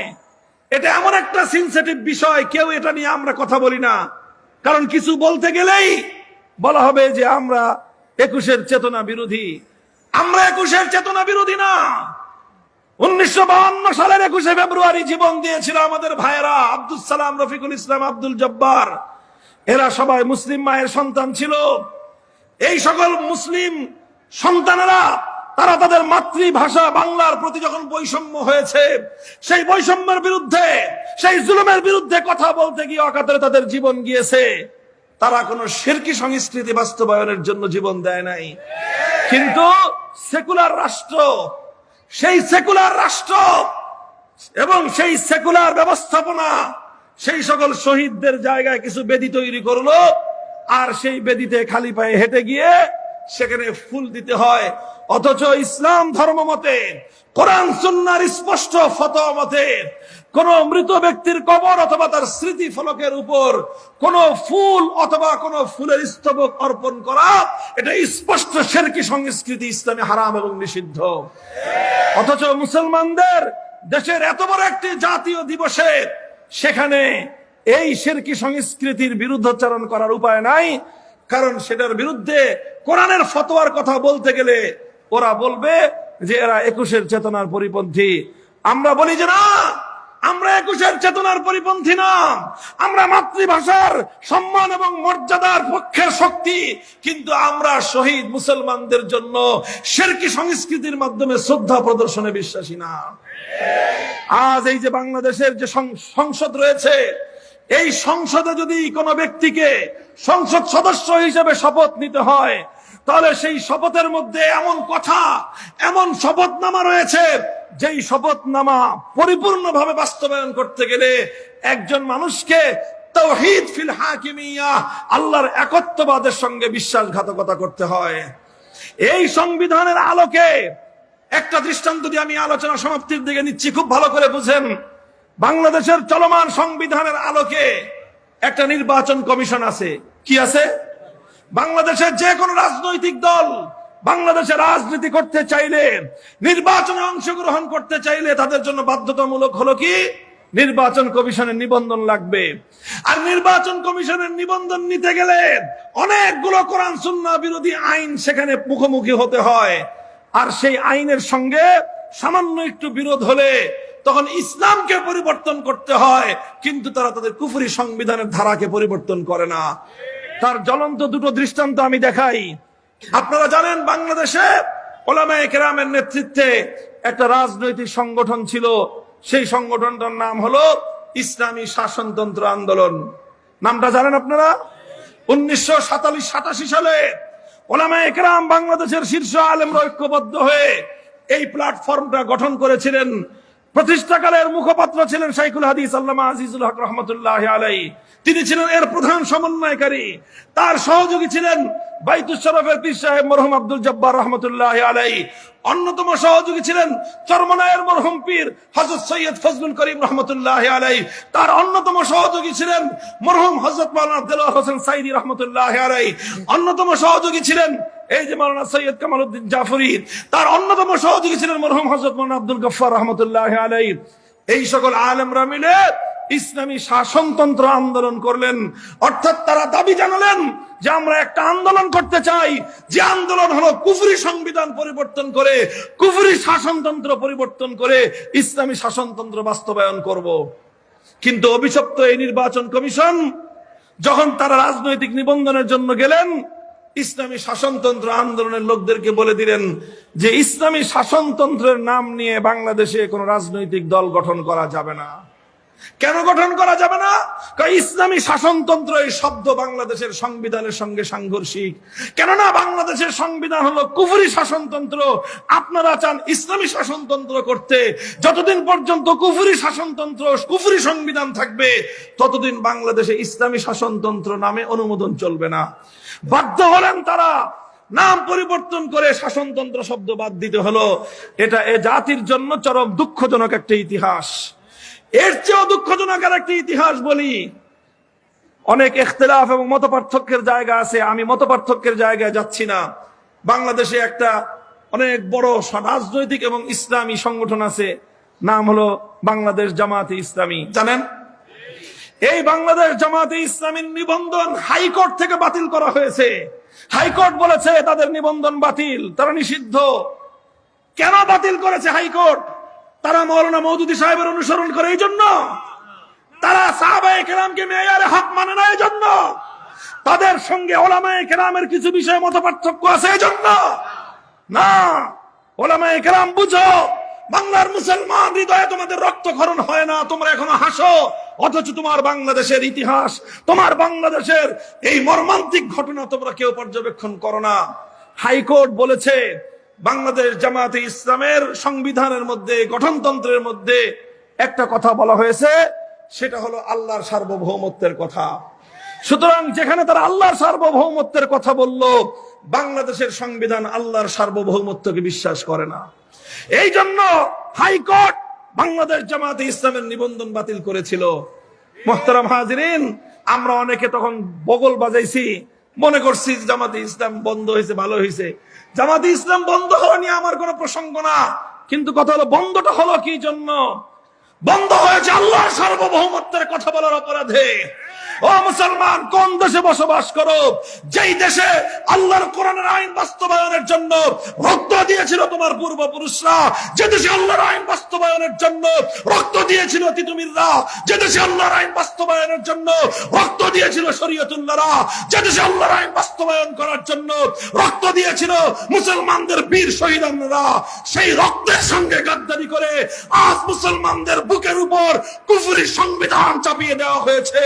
মুসলমানদের উচিত ঐক্যবদ্ধভাবে লড়াই করে রক্ত দিয়ে শাহাদাতের মাধ্যমে কুফরি সংবিধান বঙ্গোপসাগরে ভাসিয়ে দেওয়া।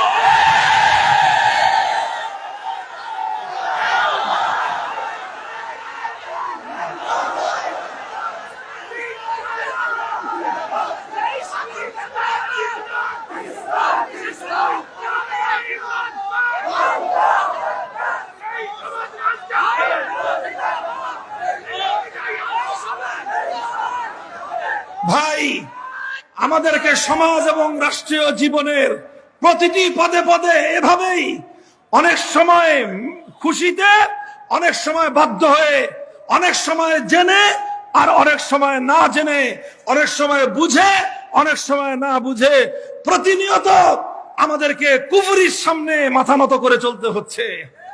আজ বাংলাদেশে যদি কোন একজন ব্যক্তি মন্ত্রী হয়, যত বড় হাজি গাজী আলেম হন, মন্ত্রী হলে আপনাকে স্মৃতিসৌধে যেতে হবে। আপনি বীর শহীদদেরকে শ্রদ্ধা জানান, কোন আপত্তি নাই, এটা শহীদদেরকে শ্রদ্ধা জানানো ইসলামের আদর্শ।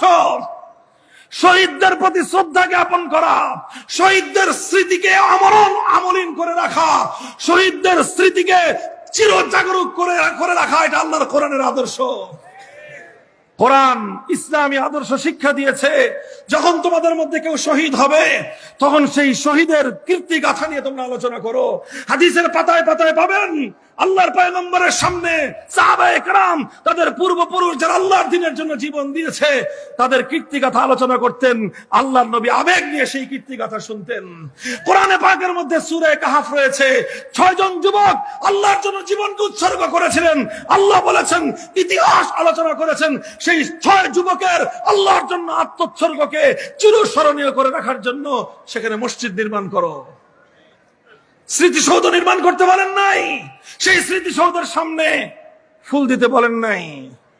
মুহতারাম হাজিরিন, কথাগুলো শুনে অনেকে ভয় পাইতেছেন হয়তো যে হুজুর কোথায় হাত দিতেছে। হ্যাঁ, হাত মূল জায়গায় দিতে হবে, কলিজার মধ্যে হাত দেওয়া ছাড়া মুক্তির কোনো উপায় নাই। কুফরি হৃৎপিণ্ড ধরে টান দিতে হবে, কুফরি রাষ্ট্রযন্ত্রের সকল আখড়া ভেঙে গুড়িয়ে দিতে হবে। আল্লাহর জমিনে আল্লাহর কোরআনের সংবিধান বাস্তবায়নের জন্য যুদ্ধের প্রস্তুতি নিতে হবে।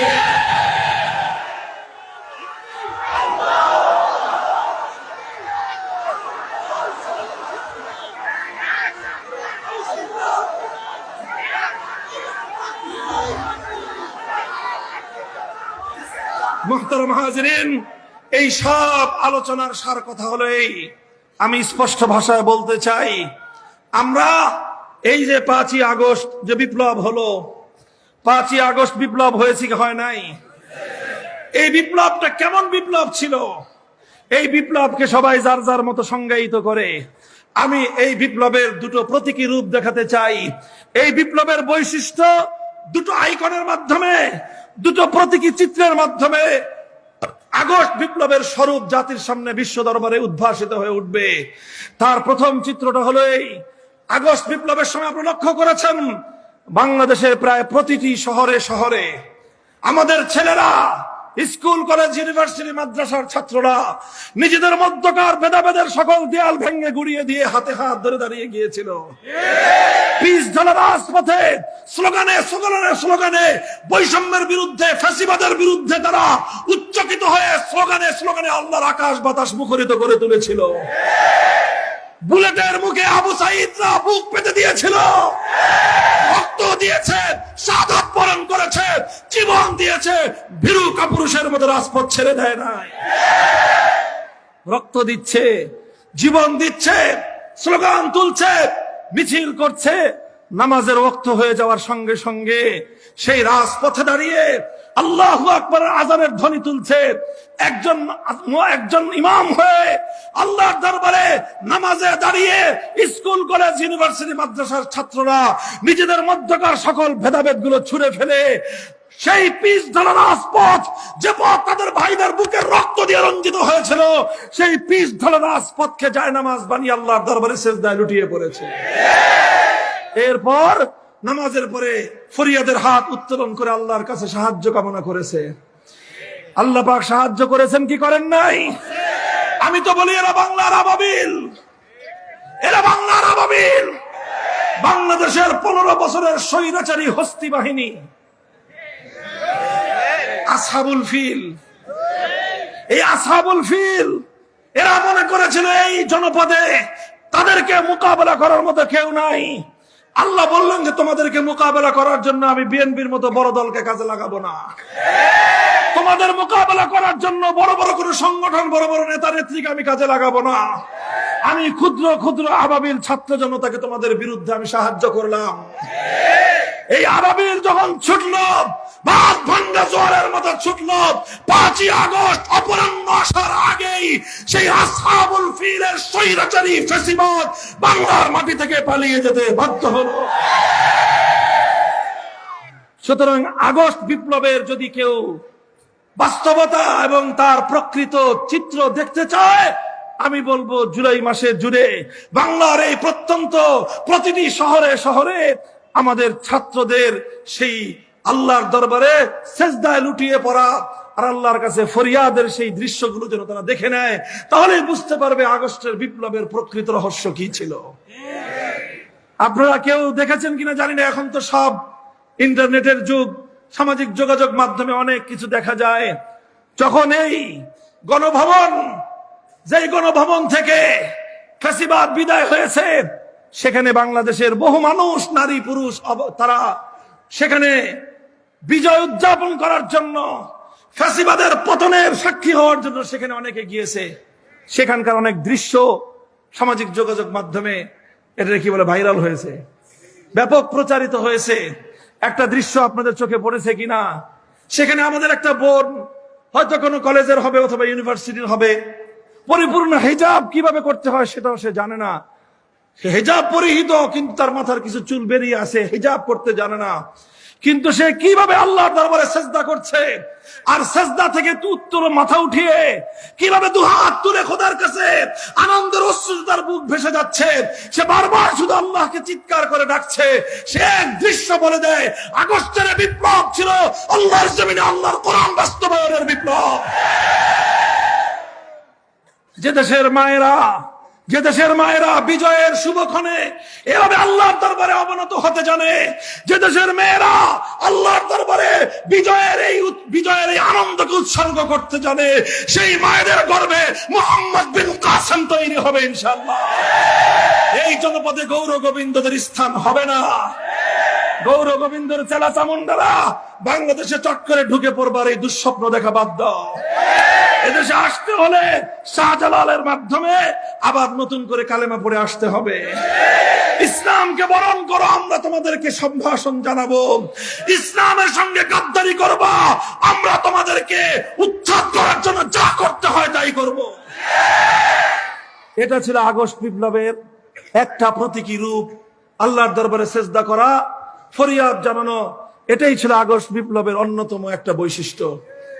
দ্বিতীয় বৈশিষ্ট্য ছিল, এটা বলার জন্য কানার ভাই আন্দাকেও কোনো কিছু দেখতে বলতে হবে না, গোটা বাংলাদেশ দেখেছে। আগস্টের 5 তারিখ দুপুর থেকে নিয়ে জোহরের ওয়াক্ত থেকে নিয়ে শুরু করে আসর পর্যন্ত বাংলাদেশে একটা কাজ ঘটেছে, একটা কাজ ঘটেছে। যেখানে যেখানে দেশের সম্পদ অপচয় করে, মানুষের প্রতিবাদকে উপেক্ষা করে, আলেম সমাজের ফতোয়া এবং উপদেশকে উপেক্ষা করে ভাস্কর্যের নামে যত মূর্তি তৈরি করা হয়েছিল, কাউকে কিছু বলতে হয় নাই। গোটা বাংলাদেশ 1 থেকে 2 ঘন্টার মধ্যে মূর্তি নামক অপবিত্রতা থেকে মুক্ত হয়ে গিয়েছে।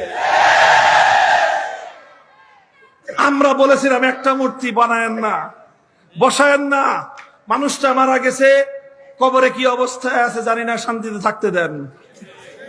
তিনি বললেন যে না, আমার বাপ কবরে শান্তিতে থাকবে কেন? মূর্তি বানায় বাপকে উত্ত্যক্ত করার আয়োজন করলেন। আমি উপদেশ দিলাম, আমরা উপদেশ দিলাম, ভাল লাগলো না, আমাদেরকে জেলে পুরে রাখলো, যেন কোনো উপদেশের কথা বলতে না পারি। মনে করেছিলেন আমাদের কণ্ঠ স্তব্ধ করে দিলে বাংলাদেশটাকে মূর্তির রাজ্য বানানো যাবে।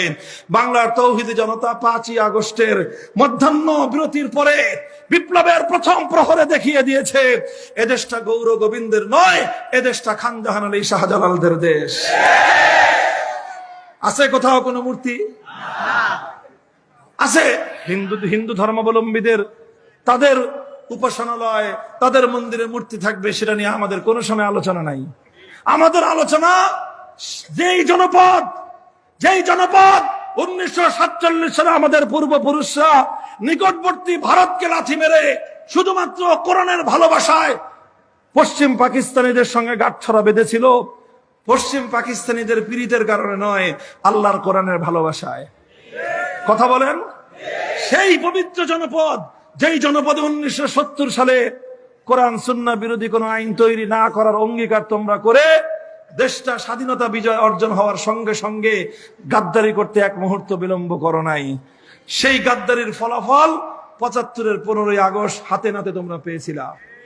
আবার তোমাদেরকে অনেক সংশোধন করা হলো, পট্টি বাংলা, হজ করলা, তসবিহ নিলা, বুঝাইতে চাইলা যে আমি আবার ইসলামের পথে ফিরে আসব। ক্ষমতা দিল জনগণ, তুমি আবার ক্ষমতায় গিয়ে সেই দাম্ভিক হলা, গোটা দেশটাকে শিখা চিরন্তন দিয়ে ভরলা, আর রাস্তার মোড়ে মোড়ে ভাস্কর্যের নামে মূর্তি তৈরি করে একত্ববাদকে ধূলিসাৎ করে শিরকি সংস্কৃতির আড্ডাখানায় পরিণত করতে চাইলা। মুহতারাম হাজিরিন, এই কথাগুলো আমি আপনাদেরকে বললাম কেন? এই বিপ্লবের স্বরূপ আর প্রকৃতি বোঝার জন্য। এখন আমি যেটা জানি, যারা বুঝি, যেটা বলি, আলহামদুলিল্লাহ, ইসলামী বিপ্লবের সৈনিক এখন শুধুমাত্র মাদ্রাসায় তৈরি হয় না। এখন আমাদের তরুণ ছাত্র জনতা প্রতিটি বিশ্ববিদ্যালয় থেকে, চাই সেটা সরকারি হোক, প্রাইভেট বিশ্ববিদ্যালয় হোক, প্রতিটি বিশ্ববিদ্যালয়ের আমাদের সন্তানরা আল্লাহর কোরআনের নূরে আলোকিত হচ্ছে। তাদের অন্তরে তাওহীদ ফিল হাকিমিয়তের চেতনায় তারা শানিত হচ্ছে। তারা তাগুতের বিরুদ্ধে লড়াই করার জন্য তাদের মুষ্টিবদ্ধ হাত উত্তোলন করতে শিখছে। এই ধারা যদি অব্যাহত রাখে, ইনশাআল্লাহ আল্লাহর এই জমিনে ইসলামী বিপ্লব রুখে দেওয়ার সাধ্য কারো হবে না। আমরা স্পষ্ট ভাষায় বলতে চাই, এই সংস্কারের চলমান আবহাওয়ার মধ্যে আমার পরিষ্কার বক্তব্য বাংলার আলেম সমাজের পক্ষ থেকে, দক্ষিণবঙ্গের কেন্দ্রীয় ইসলামী প্রাণ কেন্দ্র, ইসলামী শিক্ষা সংস্কৃতির প্রাণ কেন্দ্র দারুল উলুমের মঞ্চ থেকে, আকাবির আলেমদের পক্ষ থেকে আমি বলি, আমাদের সংবিধানের সংস্করণের মধ্য দিয়ে এই সংবিধানে আর কোন জাতির পিতা আমরা দেখতে চাই না। কারণ এটা নিয়ে অনেক বিতর্ক, অনেক বিব্রতকর পরিস্থিতি। আল্লাহ পাক আমাদেরকে বলে দিয়েছেন, মিল্লাতা আবিকুম ইব্রাহিম। বাংলাদেশের মূল পরিচয় হলো বাংলাদেশটা মুসলিম জাতিসত্তার জন্য গঠিত হয়েছে। যেহেতু মুসলিম জাতিসত্তার জন্য বাংলাদেশ গঠিত হয়েছে, মুসলিম জাতিসত্তার জন্য 1905 সালে পশ্চিমবঙ্গ থেকে আমরা বিচ্ছিন্ন হয়েছিলাম। মুসলিম জাতিসত্তা গঠনের জন্য 1947 সালে আমরা ভারতকে তালাক দিয়েছিলাম। মুসলিম জাতিসত্তা গঠন করার জন্য 1970 সালে কোরআন সুন্নাহ বিরোধী কোন আইন তৈরি না করার অঙ্গীকার করেছিলাম।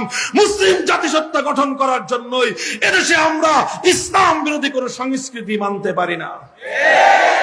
সুতরাং মিল্লাতা আবিকুম ইব্রাহিম, আমাদের মুসলিম ধর্মাবলম্বীদের জাতিসত্তার পিতার নাম ইব্রাহিম আলাইহিস সালাম। কাজী এখানে কোন একক ব্যক্তিকেও জাতির পিতা চাই না।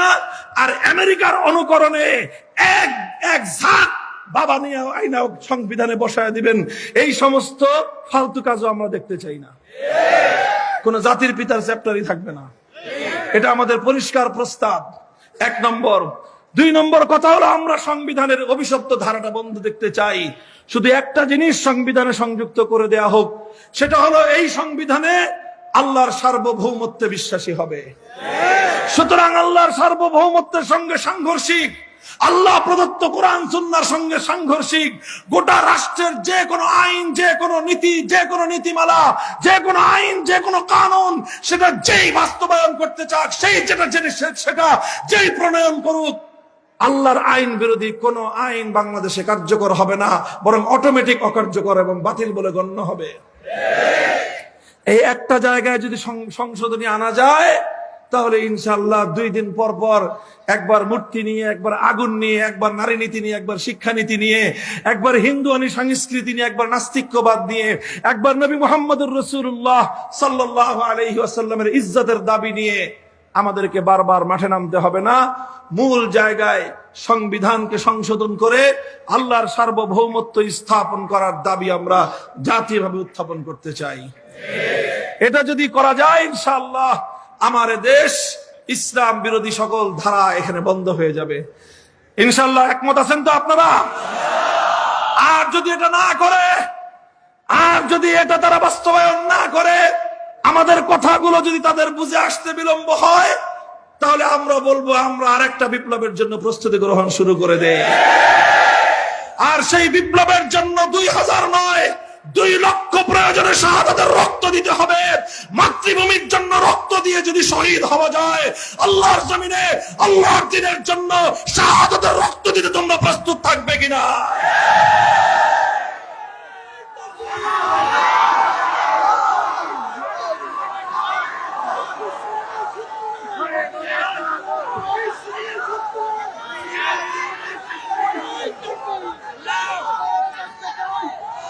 ইনশাআল্লাহ আগামীর সমাজ হবে ইসলামের সমাজ। আর এভাবে হীনমন্যতা করে সুপায়ে সুপায়ে লুকায়ে লুকায়ে কথা বলার দিন শেষ। এবার বুক ফুলিয়ে উচ্চ কণ্ঠে কোরআনের কথা বলবার বাংলাদেশ। যারা ইসলামী আইনের পক্ষে কথা বলবে তারা জোরে কথা বলবে এখন থেকে। যারা ইসলামী আইনের বিরুদ্ধে কথা বলবে তারা বিলালের মতো মিনমিন করে কথা বলবে। যারা ইসলামের রাজনীতি করবে, আল্লাহু আকবার স্লোগান তারা জোরে করে বলবে। যারা মানব প্রচিত তন্ত্রের কথা বলবে, বিড়ালের মতো ছাগলের মতো মিনমিন করে বলবে। এটাই হবে আগামীর বাংলাদেশের চিত্র। কথা বলেন? আরে ভাই, যদি আমরা সাহস করি, হিম্মত করি, যদি আমরা সাহস করি আর হিম্মত করি, ইনশাআল্লাহ সুম্মা ইনশাআল্লাহ 15 বছরের ফ্যাসিবাদ যেভাবে বিদায় হয়েছে, কোরআন বিরোধী সকল অপশক্তি বাংলাদেশ থেকে চিরতরে বিদায় হতে বাধ্য হবে ইনশাআল্লাহ। সেই সোনালী দিন আল্লাহ আমাদেরকে দেখার তৌফিক দান করুন। একটি বিপ্লব ঘটুক, যে বিপ্লবের মাধ্যমে আল্লাহর কোরআন হবে ইসলামী আইনের, বাংলাদেশের আইনের